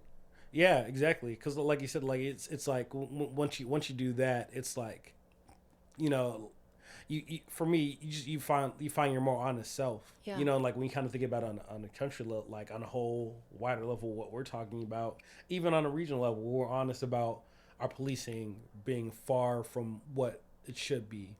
You know, the decisions of our aldermen or alderwomen and all that being not as rooted in like the community as like when we're honest about those things, we're not trying to find ways to kind of philosophize fighting and all that. And we're just like, you know what, this at the end of the day, like, yeah, this is messed up to my neighbor and messed up to me at the same time, and just we can just say that without, you know, worrying about the what our neighbor thinks of us if we make this kind of confession to ourselves, or if we're feeling like we're winning or losing, something like skip all that. Like you're just like, okay, this is the honest assessment. Like you all the more have this like energy of like doing what you have to kind of like make those things right in order for not just for yourself now, but the people around you and all that. But you can't do that if you allow these things to kind of just fester and build up and all that. It's impossible. You know, I wish we could, but it's just like, honestly, I don't think we even wish that we could, because, you know, I think as humans, that's our job, to face those parts of ourselves and find that real self in that, you know, because we become a better advocate for ourselves and people around us when we do that. But even your poem, it like brings up these little issues that anyone listening could be like, how do I just be curious about that issue? For example, the empty lots and the farming. And when I contemplate that issue, like so much comes up for me, because you have issues around immigration and refugees and, you know, that system. And also, like, in your poem, you talk about birds and deer and animals having spaces to live and to be in Rock Island. Like, deers can just be wherever they want. And we all are like, hey, there's a bunch of deer staring at me through the window. But human beings don't have the same freedom to be and to sleep and to, you know, and then you have like the whole farming thing and the chemicals and like farming can only be done on these more massive scales, and we've lost the ability. And then, though, I think about the residents of Rock Island who suffered, you know, faced redlining and housing discrimination, and were like trying to scrape together the American dream as Black residents in Rock Island, and then to feel like their own neighborhood choices about these empty lots were made without consulting them. And like, you know, a lot of people like escaped plantations where they were forced to work fields, and now they've got fields propping up without their, you know, consent, really. So it's like so complicated, but poetry and storytelling and invite you in to contemplate these human issues beyond like facts and figures, beyond like 6% or, you know. It just gets to the root of like the what is, you know, and it just sees the root and points out the root, and it's like, okay, we know there's all these nuances and complexities that we created, but like, let's look at the root and like, what can we do about that? You know, because if we focus on that, I feel like everything else outside of that will be more untethered and less, you know, complicated as we made it, you know? And it's been like not cool to look at it lately, you know? So there was, you know, I think with Obama and Biden, and like there was kind of an appreciation of being connected to our history is good, to exploring stories and hearing narratives and, you know, understanding people in the past, and that was a good thing and a worthy endeavor. And it's kind of flipped now, where it's like, you know, if you're bringing that up all the time, if you're talking about women's rights, if you're talking about immigrants, you know, that somebody kind of called me, I don't know if they were calling me that, but like a finger wagging liberal, you know, where like you keep inserting these identity things or into politics, like we're ruining it for the rest of the Democrats by insisting that we don't forget the root causes of poverty, that we don't forget like how we all got here, as we tell the next chapter of this story, that we're not just pretending like, oh, the book just started today. Yeah, it's like, oh, this new chapter. Everything before that doesn't matter, as if those things still aren't affecting the now. Yes, the evolution of our species, and so that frustrates me, and I'm kind of a person who's like, well, I'm not going to forget. And it's almost like blaming the person with empathy, saying your empathy is causing the problem. Yeah, so if you're seeing someone who's unhoused and you're looking at it in a context of the long view of America, and you have empathy and you want, it's like, like your empathy is really thinking problematic. About people too much. Yes. Well, it's like you should probably stop thinking about people too much. Yeah, it's ironic, It's so funny how like just like these good human aspects and all that, they're constantly written off as like, oh, it's just a bunch of whole woke BS or this and it's like, no, it's just being human. But like, we've allowed some more than less, unfortunately, have like allowed their politics to kind of just uproot just their humanness. So it's like you kind of just let yourself get lost. Yeah. And you want people to be just like that, where we're just not, rooted in our humanness anymore, and we're just going off of, not being vulnerable and all that. But it's just like, I don't think that's a better world, Yes. Yeah. So keeping ground, even the word woke is like, as I did the podcast and the train thing and the Rock Island Line, the song, one of the initial people who ever performed it was Leadbelly. And he, I think, was one of the first people to use the term woke. Which is just interesting to me, all the like, not that he ever lived in Rock Island, but he was, the Rock Island Line was written in like people who were probably working in like prison. It was like an old spiritual, the actual song performed by Leadbelly, and he was one of the first people to say, in the original context of being woke, was really to protect Black lives and Black people as they were trying to stay alive in the South. Yeah. So be aware of your surroundings, be aware of what's going on. And but everything kind of connects back to the Rock Island Line. Yeah, no, that's awesome. I didn't even know that either. Wow, that's like, that's really cool. Yeah, wow. But the history, the history of this place, and at least you and I won't forget it. We'll keep paying attention. Yeah, and like it was, and you're doing like the work of kind of making it still known by having this podcast and all that. I think like that's the thing. Like as like I said, even in the beginning of this, it feels like it's kind of like the common theme. But like just knowing the past, knowing the history, it makes for a better present. Like you got to know those things, like.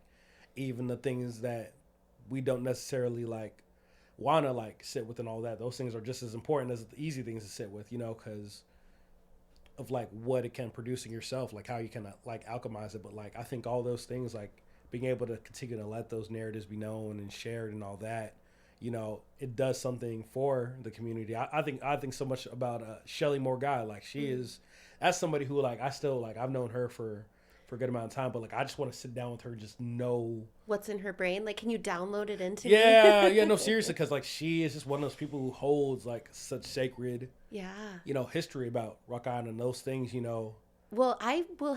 Maybe you can help me get in touch with her, because I've messaged her a few times, a few different ways. Oh, okay. Because I love to have her on this podcast. Oh, that would be amazing. Yeah. I can definitely do that. That would be amazing. Yeah. I think that you're so right. Like almost like the people who hold like the sacred knowledge of the place, that is so necessary for us to understand how we move forward in Rock Island. Yeah. Yeah. And it gives you so much more of like it gives you so much more of a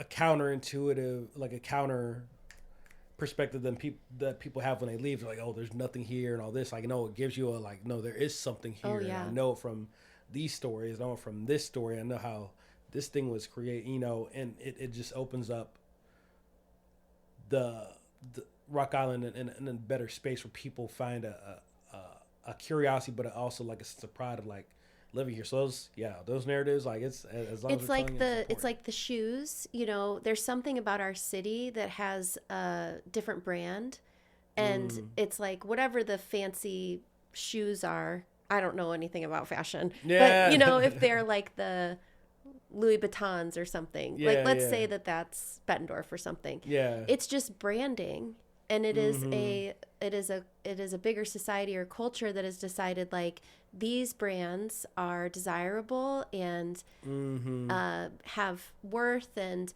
but like living in Rock Island or wearing whatever our brand is, there's something that might feel deeper or richer. When you say Rock Island is confused in your poem, that's where I feel like we're at this crossroads of like, we need to not be confused about who we are. yeah, And we need to embrace absolutely. and stay connected to the identity that is underneath the city, Yes. like I don't know, not turn our back on the people who already call this place home, searching to like change our brand or something. Yeah. I can't talk good, but you're talking well. No, I'm like I'm following you well and all that. It's just, and even just kind of like how we can uproot those things and like kind of show them to people, like just like even when it comes to like the creatives that inhabit like Rock Island, like we have creatives that like who one of my good friends, his name's John Gunter, but he's a poet and creative himself, but he lives in Atlanta now, but like he's someone who's like he's a creative who's worked with like Grammy nominated artists, like someone who, but nobody really knows him, nobody really talks about the art in that kind of space and all that. It's like how much would just like talking about like, hey, this guy grew up in Rock Island and like he's actively still doing this and all that, how much that would like inspire folks in the area in that kind of way, so it's like it all just kind of like, but you don't know, again, it all goes back to like you don't know what you don't know, so it's almost like how much are you like putting yourself in these different spaces in Rock Island and all this to understand who's here and understand these stories and all that. You don't find them by just kind of like being in your place, and kind of like going to a few meetings and all that. Like I think that's a good thing, but like, it's how are you really enthralling yourself in the culture that is Rock Island and really kind of like finding these narratives and finding that desire to be like, okay, like now that I know this, I want to like, let this be known or that, There's a little town in Texas where they just do art. Do you know what that town is called? It's like so random. It's like they have like art installations, and it's a place where people go to do art. But I've always thought it would be cool if Rock Island, maybe in collaboration with Quad City Arts or something, different cities will do like artist residencies where one artist, you basically figure out how to pay their room and board, and then while they're staying in your city, they get to write or sculpt but just kind of, I mean, I love the idea of Rock Island retaining its kind of identity in the arts and being a place for creative people and affordable, where you can live without, because affordable living is probably a piece of being an artist. I mean, you need to be able to live somewhere where you can afford to live. Oh, absolutely. That's the back motivation of like, hey, Rock Island's very it's affordable compared to Chicago and all that, but but that's the thing. Like I think like and I'll say it in like of grace of like too, just like I think it's cool to see that like Rock Island, it's getting towards that. I think it's realizing like what they can do differently to kind of like allow these narratives and of creatives kind of like to be highlighted more, to kind of be that.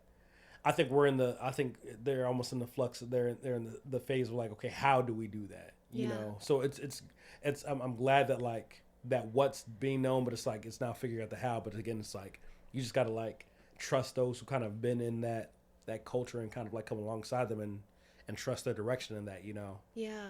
That's all it is. But. Well, I'm so glad you call Rock Island home, and sounds like you're going to be sticking around and then just traveling. We've got an airport here, so you can travel to seriously. You can go to other cities and be connected into that bigger network of artists. But calling this place home, and being a leader in the art movement in Rock Island, showing kids and adults. Like, I feel inspired by you. I'm like, yeah, because I also have like 4 books in my head. I've written parts of some of them. They're so goofy. But that's kind of what I want to be when I grow up is, a person who writes and thinks and tells stories. And it's... yeah, and you've been getting towards there, even just kind of like not just this podcast, but just like the blogs that you put up and all that, like those, the storytelling and all that, like, it's like it's slowly getting there. So like you're doing the work now. Yeah. Yeah, I think similar to you probably, it feels kind of in service of, or like, how do you tell stories or put words out into the world that help highlight our human condition, help us wrestle with the good, the bad, the light, the dark, like the shadow self. How do you help people raise their consciousness of that? And then move toward, for me, always like more interconnectedness. Yes. This dual awareness that like, I want to acknowledge everything in the room between the two of us that separates our human experience because they've been very different. I want to have that awareness. And then I also want to hold this dual awareness that, I am you and you are me. Yes. That we're all connected and we're having different experiences, but in the like roots of a tree, like we're all connected to, we're the same. But I don't also see that. It's like you have to have both. You can do both. No, it's I think that's just the practice, like learning how to hold both in balance. I think when you learn how to hold both in balance like that informs your politics a lot better, when you're able to realize like, oh yeah, there's a difference because of the things that unfortunately the past has created, our country has created when it comes to rights of certain persons, whether that be said Black folks, Indigenous folks, women, and all that, but also realize like, okay, well, also I understand too that like that's a real thing, but that's not the reality that like I have to live in like all the time, and I can recognize that the person across from me is a mirror of myself. And when I think when you have those both in balances, like the things that would make complex become less complex, I think. Yeah, honestly. what I do to you, I do to myself. Exactly. If I put love out toward you, I'm putting love into that network. Yep. If I'm hating, I'm putting hate into that network. There's no difference really. Yep. If I'm creating hardship, I'm creating hardship for myself too. So it's all connected. Yeah. And I think I hear also just in your work and the things you do, like this deep acknowledgement of in a therapy I do, it's called internal family systems. They're legacy burdens. There's a deep acknowledgement of legacy burdens, like in the different ways people grow up. You have a legacy burden perhaps of racism and segregation, and I have a legacy burden of supremacy, honestly. Ways that supremacy or thoughts of supremacy infiltrate one's own psyche around what you have to be, and specialness or uniqueness or better thanness. Like, yes. We have legacy burdens, and a lot of your work highlights those. But I think what's really beautiful about your work is it also really highlights legacy gifts. Yeah. That in the systems that you also have all these gifts that you're kind of bringing to light, and often maybe populations with a lot of burdens end up having like a lot of gifts because you almost like need them to counterbalance the Yeah, no, absolutely, that the magic is there, that and you said that perfectly. It's fun. I was just in one of my I had this session for my master's course last week, and my mentor was bringing up how like that she saw the same thing where my work balances like the narratives of like what I've experienced and will continue to experience as like a said Black male like in this world, but also still not letting that take away like the magic from life and all that. And for me, I feel like that's very subconscious, but also like consciously like a thing, because like I realize it's like when it comes to just like involvement, like our involvement, like we and this is my whole thing, even when I think about the patriarch, like said Black patriarchs in the past and today, like our involvement in politics and all that, which is a fight that we're always going to need to be in the forefront of. Like, it's important. I think what I notice is that like we let ourselves get so much caught up into like the energy of it, like the anger and the upset, where like it affects our physical bodies. It affects how we address people, from a day-to-day basis, because we're always on this like, we got to be on go mode, we got to be on attack mode, because we got to be on the defensive mode. I feel like for me, I still have that. I'm always gonna have that sense of like, yeah, I'm still gonna like, I'm a human. I'm still gonna be angry about stuff. Well, and it is a legacy burden, like the little example of the person who cheated. It is the legacy burden of being the harmed party, and when the abuser or the person who has a legacy of harm doesn't acknowledge it, the person who was hurt does feel probably compelled to keep it up there so that it doesn't happen again. And especially in light of seeing people being like rounded up and disappeared, and but yes, I mean, I'm sorry, I interrupted you. No, but you're fine. Just that, yeah, people are still holding that. And, bringing it into an interaction or into their lived experience, because if they're not, who is? I mean, exactly. It's like it has to be, because like, yeah, like who's going to be the one to do that, and sometimes you have people who are like just kind of like, oh, it is what it is, we're going to ignore it. But like for me, I'm like, no, like I'm still going to be a person who has this like legacy burden that I carry and all that. And I'm always going to let it be known, as I said. But in that same token, because like I have this love for self and self-awareness, like I'm not going to let it affect my physical body or my person, because it's not worth that. I think that's honestly that's me bucking against like that curse of like what prejudice and racism, what they want it to do. They want that involvement where we're so outside of ourselves, where we're getting high blood pressure, we have our strokes, where we're just making ourselves like this proverbial just like angry person because all the traumas we built up. Is like, no, like I'm still gonna, that's where all my practices like meditation come off. Like, okay, I'm gonna sit with this thing, and like after this meditation, I'm still gonna be pissed. Yeah. I'll be pissed off, but I'm not gonna let that ever uproot me from the joy of the present, because that's both places are very real parts of me. So like, yeah, my angry part is still a very real part of me, but also this part that like enjoys being the present is there, and like I can't have that uprooted. It also reminds me, I'm really rambling, and I promise I'll let you get out of here. You're fine. You're fine. One of my kids, little kid, she's only in 3rd grade, had a boy at school say something to her that was really inappropriate, and I don't know if he saw it on TV or really inappropriate, like sexual. And she's a twin. And so her brother kind of caught wind of this. They're in the same grade. And, she didn't tell me about it, but her brother told me and said, Mom, this thing happened to Evie at school. And so I went to her to be like, what? Your brother said something happened. Like, what happened? So she tells me back, but she's crying. And she's carrying all this shame because a stranger at school came up to her. I mean, he's not a total stranger.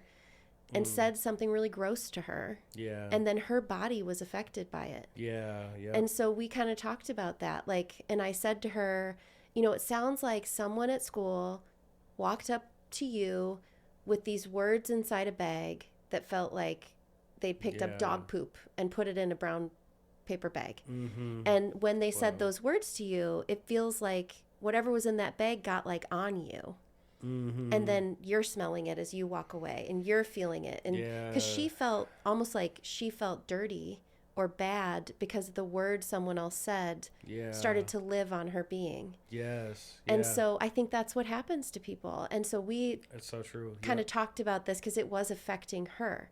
Like, she didn't do anything. She was just standing there. And what gross thing someone said to her about her changed her physiology of how she felt about herself. Yes. And so we kind of did this funny, like, we're going to package back up all that poop and bad smells and gross stuff because it doesn't belong to you. It doesn't live on you. It's not your responsibility. You don't have to hold it. And when people keep quiet, that stuff, it does. It's like a woman is sexually assaulted and she holds all the grossness of that. Yes, yep. And lives with it in her body. And it's this returning And so then you're still aware, like that person might not be the person you want to sit next to at lunch. And maybe his parents got called. I don't know. But that lives with them. Yes. And so we like practiced returning it. And then we Yes. checked in with her body. Is there any of it still on you? Mm-hmm. And she's like, oh, I feel kind of gross, or like, Yeah. And so we practiced again, like, let's scrape up whatever that is and put it in a container. And That's like, awesome. Wow. we imagined putting it on their doorstep and lighting it on fire and running away, Yeah. No, seriously. Hey, I love that. No, but that's what racism and sexism and, if someone is experiencing poverty and is cast in a certain light and all the words you hear from the culture, and it's like all that, that you live within your body that is not yours. Exactly. Yeah. Yeah, and that's my whole, I love that you did that too. Like that's actually a really dope practice of like, kind of like returning. It's really kind of just returning what was given and realize like this isn't mine and all that, and it's literally, that's why for me, like the whole sticks and stones thing that we grew up with, like it's like that's a bunch of bull crap. Like words do affect people and all that, and like all the more, like you said, like when it comes to just like, when people have words as adults, microaggressions or these backhanded compliments that attack your person, like you feel that, and for me, I've grown up like, and this is kind of like what poetry's kind of like instilled in me, because for the longest I've, again, kind of like learning from those before me, like I've always learned to kind of like take the proverbial shit and just be okay with it on me and just realize, I can just wash my shirt off and all this and all that. And for me, I'm like, you can, but like, I shouldn't have to do that. Another thing that Dr. Hakeem Madhubuti said to me that like really influenced a lot of like my setting boundaries there in a way, of just advocating for yourself, is like, he told me that like, that you as people, we have to define ourselves for others so that they don't define themselves for us. So it's like when I'm in these spaces where like there is this like maybe this microaggression of like, oh, like you talk well for whatever. It's like, no, actually I'm not gonna let that even sit with me. I don't receive that. You may not have entailed that to be what it is, but like how that affects me. No, I talk the way I am because that's how I talk. Like you're not gonna like make it a thing of like I talk well or whatever because of, we know what you're saying. And for me, like, that's why it's so much important to like define myself and like have that self-awareness, to be so self-aware of yourself, where like if someone comes to you with these proverbial like BS like words or whatever, you're able to like counteract it of like, no, that ain't me. Like I don't know who you're trying to give that to, but you take that back and because that's self-love, and that's even like an energetic barrier or those visualizations of exactly. I think that's what it looks like to advocate for yourself. Have you seen the guy on Instagram who kind of flips that on people, where he's a black man and he wears like a really fuzzy purse kind of thing? Have you seen him? I think I know what you're talking about. Yeah, like where he'll literally ask like, he'll ask like folks, like me in a store, here? Like hey, do you work here? Do you know where the I thought you worked here. Can I touch your hair? Or he kind of flips it all upside down. No, seriously, like it's and that's art. I mean, that is an art in and of itself. No, it is. It really it is this impromptu like social art, but it's I love that, because again it kind of just flips like, the how did that feel, and for the people who are cognizant of that, like, hopefully they're like, oh, okay, so this is how it feels when I do it. Maybe I should do it less and all that, because again, those words, words have power, so like I think for us knowing that and knowing that like we're in a world where people are much more likely to use like destructive words to each other now, like because of what they see as a presidency, and like, oh, we can just say whatever. It's all the more important to be like, just kind of have that sense of like, self-efficacy that says like, nah, you're not finna talk to me this way, and you probably let people before you probably let you do that, but like this is the boundary and that's not okay. It's important to do that, to kind of like make sure your energy is better, so you're not sitting with things. And that's been kind of like for me, for the podcast, when I went into it, I was very much like, I will talk to anyone if I just keep talking and communicating. I can get on the same page or have understanding. And it shifted for me like big time over the first season. And even in this idea of the Rock Island line is obviously the railway, but almost like a Rock Island line of humanization or something. Yeah. Whereas I realized my own boundary or my own line around, you know, and not to totally call him out, but we've had this conversation back and forth on the internet. So, but Alderman Parker and I was like, oh, I can talk to him every year. We'll disagree about everything. It's fine. We'll just keep communicating. And that language around like warehousing poor people, or this idea that we need to get poor people out of Rock Island or have less housing for them so that they don't congregate here. I felt this line in myself of like, I guess, no, I don't have to do that. Yeah. I don't have to entertain the idea that somehow poor people are different people, that if they live here, we can't make it as a city. And the work that I do or the relationships I have at Century Woods, I mean, I think poverty in some ways, being a person who's experiencing poverty is like this place where people are really struggling to understand the magic there.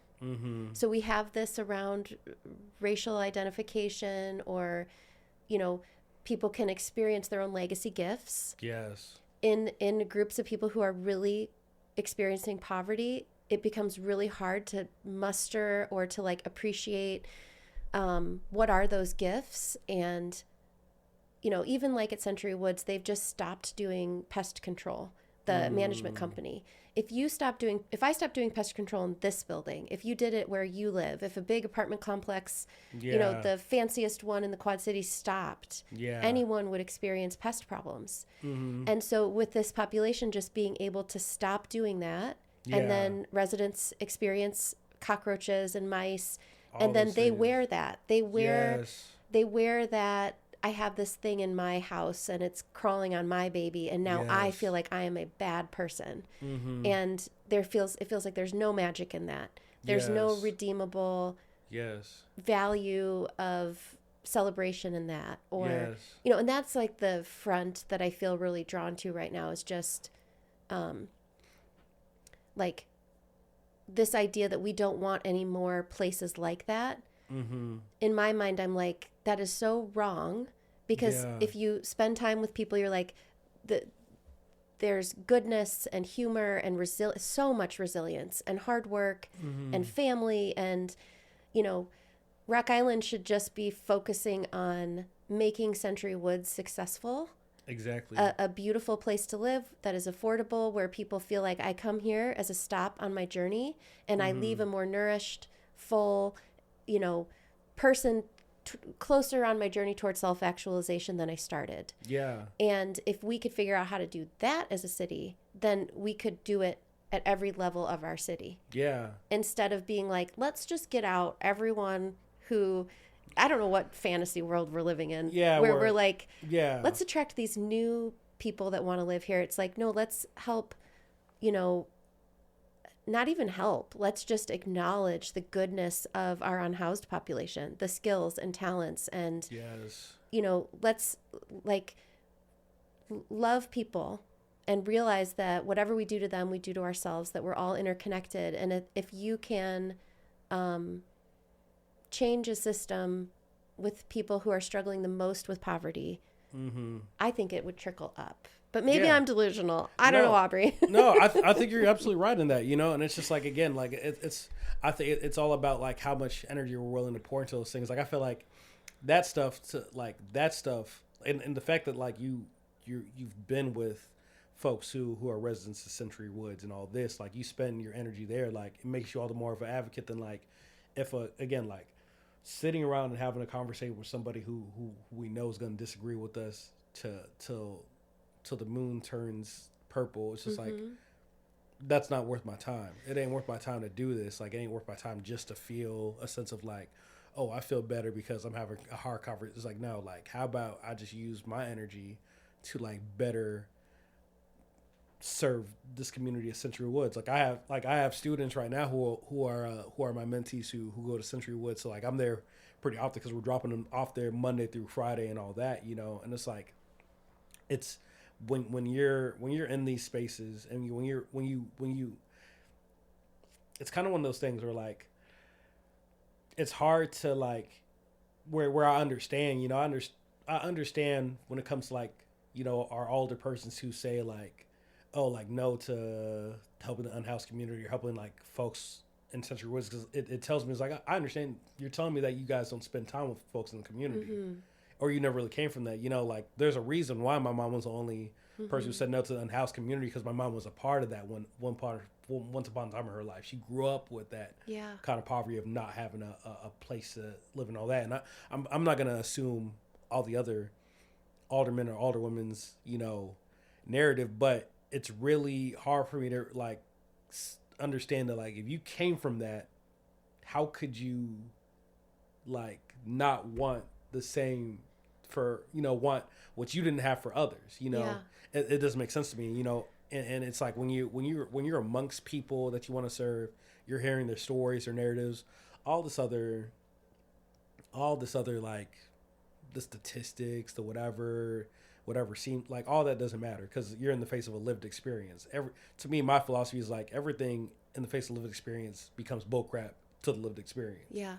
You know, but if you're not around those people, you're always just gonna lean on what you learned from your sociological books or whatever, which is good, but only good to an extent. Yeah, I once read that the most people who expressed or conveyed the most like racist views were people who drove through places but never stopped in them. So they saw the places. So like a person who commuted from a suburb through a city to their job, where they passed through a place that was poor or maybe black or brown or whatever. Yeah, wow. That actually, those people harbor the most intense racist ideas, more so than someone even living like out in the country or in the city. Yeah. It's when you drive by but don't engage. Yeah. It's when you see a group of people on a street corner and you feel afraid of them, but you never stop to talk to them. Yeah. And then once you get to know the three people who convened there, you actually feel safer in that community. So like Christy from the third place, you know, she's got a teenage daughter that walks alone around downtown Rock Island all the time because Christy knows all the people. And so she knows that they are good people. And, you know, but if you just drive through a place or pass a corner or, you know, never get to really know anyone, that is problematic. And very problematic when you think about, I think, and this is a tangent, I'll probably get in trouble, but policing. You know, if you're policing without being engaged in a community in like a loving, integrated way, where it's like you see that child as your child, you see that person as your neighbor, it can change that. Absolutely.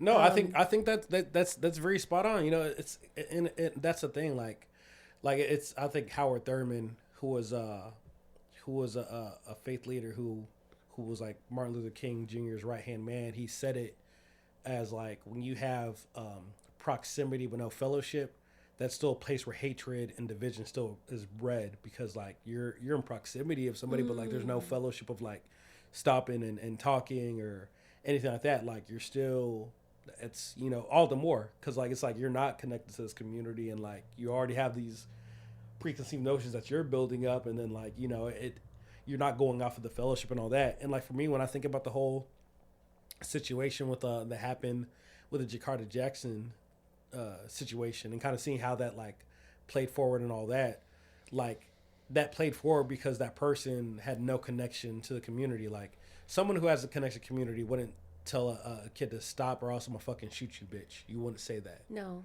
You know, I watched it. I mean, if anyone hasn't watched it, you can watch it online. Yep. If anyone doesn't know what we're talking about or hasn't paid attention, to see a teenager or a young man, you know, you would just think like, how would I want someone to approach my child?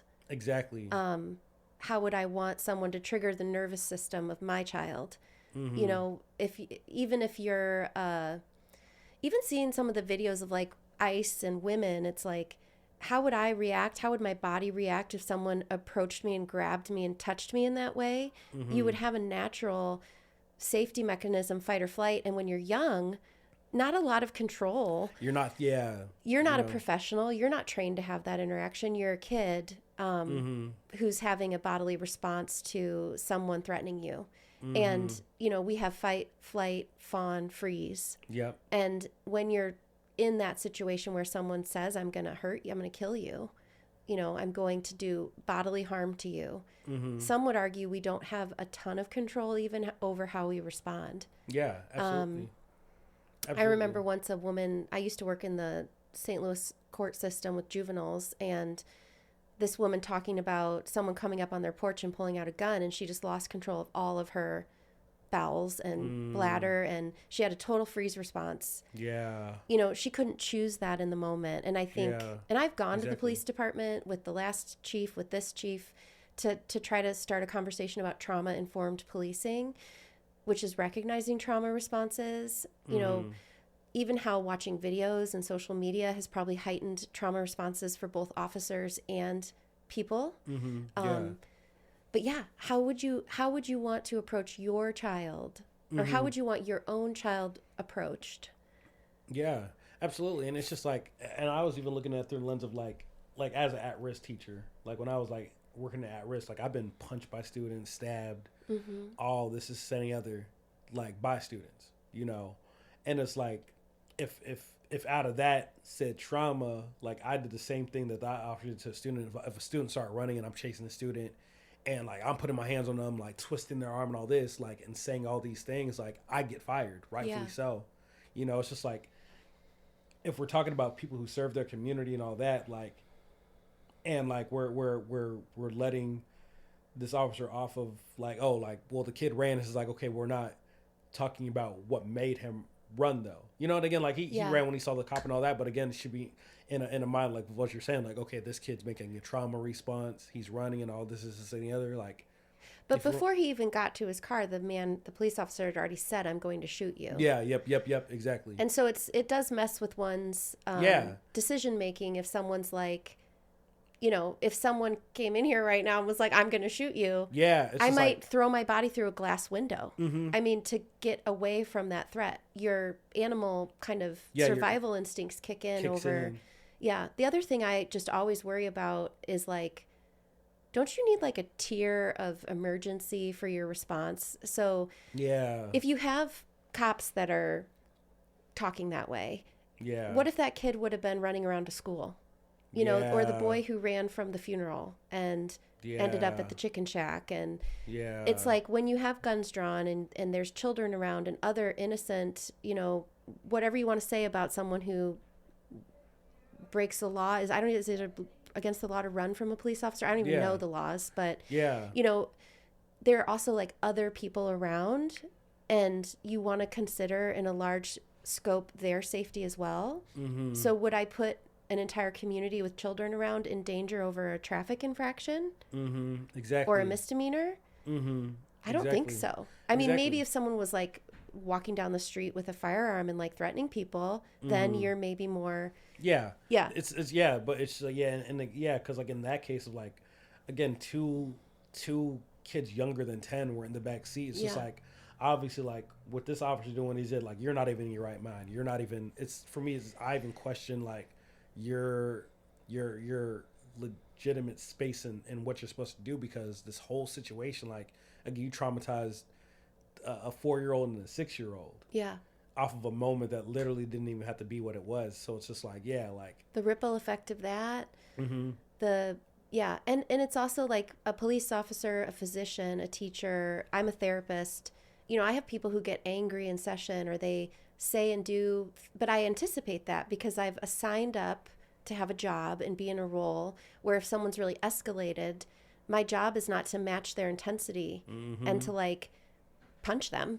I mean, I would need to, exactly. Or as a teacher, like in those jobs, you sign up for that position of power and authority and a greater responsibility to keep a cool head and to bring things down. And, a kid or a young man isn't signing up for that. They're just living their life. They're not really called to be professional in a moment or, exactly. Or you could have, young people who have neurodevelopmental disabilities or deafness, or like you don't even know yet what the thing is with that young person. Exactly. And their brains aren't fully formed until they're, So I just think, yeah, we're talking about proximity and fellowship. I love that saying. And just if you're in any of these roles of authority with people in a community, you have to think like, how would I want to be treated? Or how would I want my 20-something-year-old to be treated? Exactly. Because that matters. Even just like with my role of just like being an educator, because like outside of what I do with like teaching through our nonprofit and all that, I sub-teach in the community as well. And what I do a lot of is like, because I sub-teach in Rock Island and I live in Rock Island, like I walk to the schools I sub at, or I'll just walk in general, just because like that's me, because I like being outside. I just like being outside and stuff like that. I'm glad that we don't have like a lot of snow, because I'm gonna walk a little bit today. But like in that walking, I'm also seeing students who see me. Like, I'll see a student down the block. It's like, hey, Mr. Aubrey. He's like, oh, you going to boxing practice? We'll mess around a little bit, but I'm building that, that fellowship with that student. The student who lives right down the block from where my parents used to live, I'm talking to them. The student who's at the park where I'm doing my little meditation, and they tap me on the shoulder and all that. Like, it's building that like fellowship of like, okay, like I'm amongst them and they know. And you're safe. Mm-hmm. Yeah, around me you're good. I've had students who like, I've had, conversations where they were struggling with their mental well-being and all that, and it was just them seeing me on a walk, where they're just like, oh, like I'm gonna pull up and talk to Mr. Aubs for a second, like, but that's what happens when you're amongst your community and all that. You get to understand them, and they get to like really understand you on a presence greater than like, oh, this person just a teacher, or this person's just like therapist or whatever. Like, no, this person's a monk. Like, this is a human amongst me who just so happens to do this. If you're gonna live in Rock Island, my vision for Rock Island, and I said this in a recent article, is that we're an interconnected community where we know that we belong to each other. Exactly. When I see a little kid walking down, my daughter makes fun of me because she's like, people are gonna think you're a kidnapper, because I have definitely opened my car door if like there's a kid walking up like, do you want to ride? And my kids have been like, you can't do that anymore. It's super creepy. I won't. But I had a crazy experience about it was right before Trump got reelected, and I live by the Midtown Watts Library, where I did make two boys get in my car because a guy down the street, was obviously drunk and was inviting these two boys to come into his yard to fight him. And he was like a 47-year-old man, calling them the N-word, taunting them. Why don't you come over here? Where are you from? Like maybe one of the kids was an African immigrant. I don't know. But as I drove my van down and I see him on one side of the street, and then I see these kids on the other side of the street, and the boys are starting to get upset. And this man takes his shirt off and is like, come into my yard. And he's like in his 40s. Yeah. Wow. And they're probably 16 and 17 or 15 and 16. And my daughter's like, Mom, I go to school with them. And I was like, oh, okay. And I was already worried, but I didn't know like what to do. I was like, and I did end up, I called the police because I'm like, is this guy going to go back in his house and get a gun or something? I don't know. I have a wild imagination. But Lulu's like, Mom, those kids go to my school. So we ended up turning around and got my van in between this older man and opened my sliding doors on my minivan and was like, boys, you need to get in my car. Yeah. And they're like, this guy is calling us names. I said, he's drunk. Yeah. He's acting like a loser right now. Yeah. Do not worry about what he's saying. Get in my car. And then I took them home. Yeah. Wow.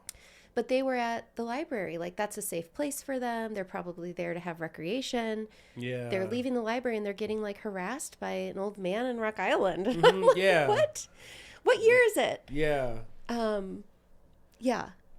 So anyway, that was my segue to like getting kids in my car and driving. No, I've done that. I've done that myself. So like, and that's. But I view those kids as my kids. I'm like, you belong to me, not in a creepy way, but like if I see you in distress or hurting, get in my car. We're going to take you somewhere safe. And I think as a community, we have to function that way. Yeah, I think that's to me that's the whole village mentality thing that like I've kind of like aligned myself with and kind of living of just like as a village we do that for each other, and like I think it's like we're with you kind of like doing like with us doing what we do, picking up kids and all that, we're getting close to it. But like, it's understanding too that like we have so much like distrust of each other where we're like, oh well, if you're picking up kids, this must make you weird or something. Like, no, like I just care, man. Like, what you want? It's funny. I actually did that for there's a Looney's in downtown Rock Island. I don't know if you know where your Looney's is at, but there I was just there, kind of like taking a little break in between like teaching and all that, and there was a kid there who was like a high schooler. It was late at night. His mom was working behind the bar. He's like, oh, I'm gonna just walk home, and I'm sitting thinking like, no, I think I'm gonna give him a ride. Mm-hmm. And I just was like, hey man, like it's kind of late, and where you're walking at, he's like, I'll just give you a ride and all that, but like. And like he told his mom that later, and she was like thankful for it. But I'm like, that's how a village just works, Mm-hmm. A village watches out for you. When I was a kid, it was the same thing of like, if we were doing dumb stuff, the neighbor up the street will tell my mom down the street, mm-hmm. and my mom's gonna handle what she needs to do and all that, But like, I think that's just about being a village and being part of this village mentality of like watching out for each other when things like that happen. Because then those kids now, who you picked up, they understand that like, oh, people are watching out for me. Yeah. Somebody watched out for us and was with our well-being, and I could tell because of how they responded to this, So you kind of built that like little village mm-hmm. mentality in that, Yeah, everywhere you go where people spend time together, it's a village. Mm-hmm. I talked about in this little article I wrote, there's this unhoused population that hangs out at the third place. It's a total community. Mm-hmm. Very much people care for one another, love and care for. I mean, there's also shenanigans that go on, but mm-hmm. and then when we got to the Martin Luther King Center for the shelter, mm-hmm. there was a newer person, Warren, who allowed me to put a story. He's a man in his 70s who's blind. Yeah, can't I was see. reading that. Yeah, and so he's kind of gets in line with the bulk of the people hang at the third place, and immediately the people in line create a little community around him to take care of him, make sure he's got his stuff, help him walk into the building. So it's like that's in our nature. Yeah. If we allow it to. I just remember that we're all connected, yeah. And not let the unconnectedness because of what was created before kind of like, kind of like allow us not to do that, Yeah. Just always remember that we're connected. That's super dope. Yeah, wow. It was. But well, I've kept you for over 2 hours. I feel like I need to let you go. No, my daughter joined the wrestling team, and I've got to go pick her up from wrestling. Oh, which nice. is she's doing like 7th grade co-ed wrestling, which I think is like really funny. Yeah. Because I would just never have wanted to be a wrestler, but she's really good at it and really, really enjoys it. That's really cool. I did wrestling when I was in junior high and high school because I couldn't play with any sports with balls. I was bad at basketball and football, so I'm like, well, I know how to run and to wrestle. So that's cool. I like that. Yeah, she's liking it. It's really fun. She went to a tournament in like Chicago yesterday and wrestled a bunch of girls and yeah, but I got to go pick her up in a minute. Yeah, so. Just got to do the motherly duties. So yeah, I get that. So, no, this is great. I appreciate you having me on. Thank you so much. And I hope that you keep sharing your work with Rock Island and motivating adults and young people alike to, keep going with creativity and putting unique things out into the world, because it's really cool to see how your brain works and the things you bring to light. And I appreciate that. You've definitely made me think about things and contemplate. And do you have a website where people can go read your stuff? Yeah, so my website is www.misteraubs.com, and I'm actually going to start putting on a lot more stuff on that to read, like even just kind of going about doing things about the style you do it, of just like having like things that I've written on a day-to-day basis on that for like people to read. But like my books are available on all that, but going into next year I'll have like a little space where people can just read things that I write on a day-to-day basis and stuff. So do you do like Substack or anything like that? Substack is where a lot of writers do, posts, and it's easier for people to find like out in the world rather than just having to know your website.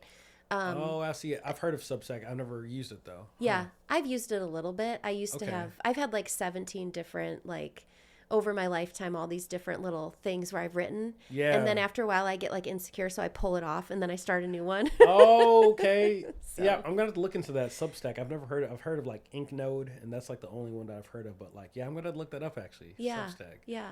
Yeah, awesome. Well, thank you so much. I'm sure we'll meet again, or I'll be coming to watch you do poetry somewhere. Or, Oh yeah, absolutely. I'm so glad you live in Rock Island. Yeah, I thank you for having this platform again, Annika. This has been like really cool to Yeah. see grow and all that. So Awesome. yeah, keep doing this too. Awesome. I will. I'm going to be brave like you. And Yeah. just put myself out there. That's all you got to do is just do it every day. Yeah. You know? Yeah. That sounds good. Thank you, Aubrey. Great. Thank you.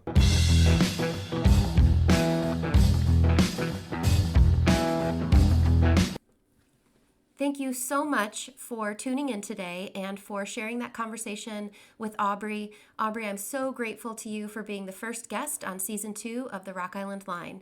If you're interested in what I'm doing here, you can check out the website at www.rockislandline.com. I'm on Facebook and Instagram. I write stories. There's past interviews and videos, and I look forward to just seeing how this project evolves this year. So stay tuned, and we will see you later.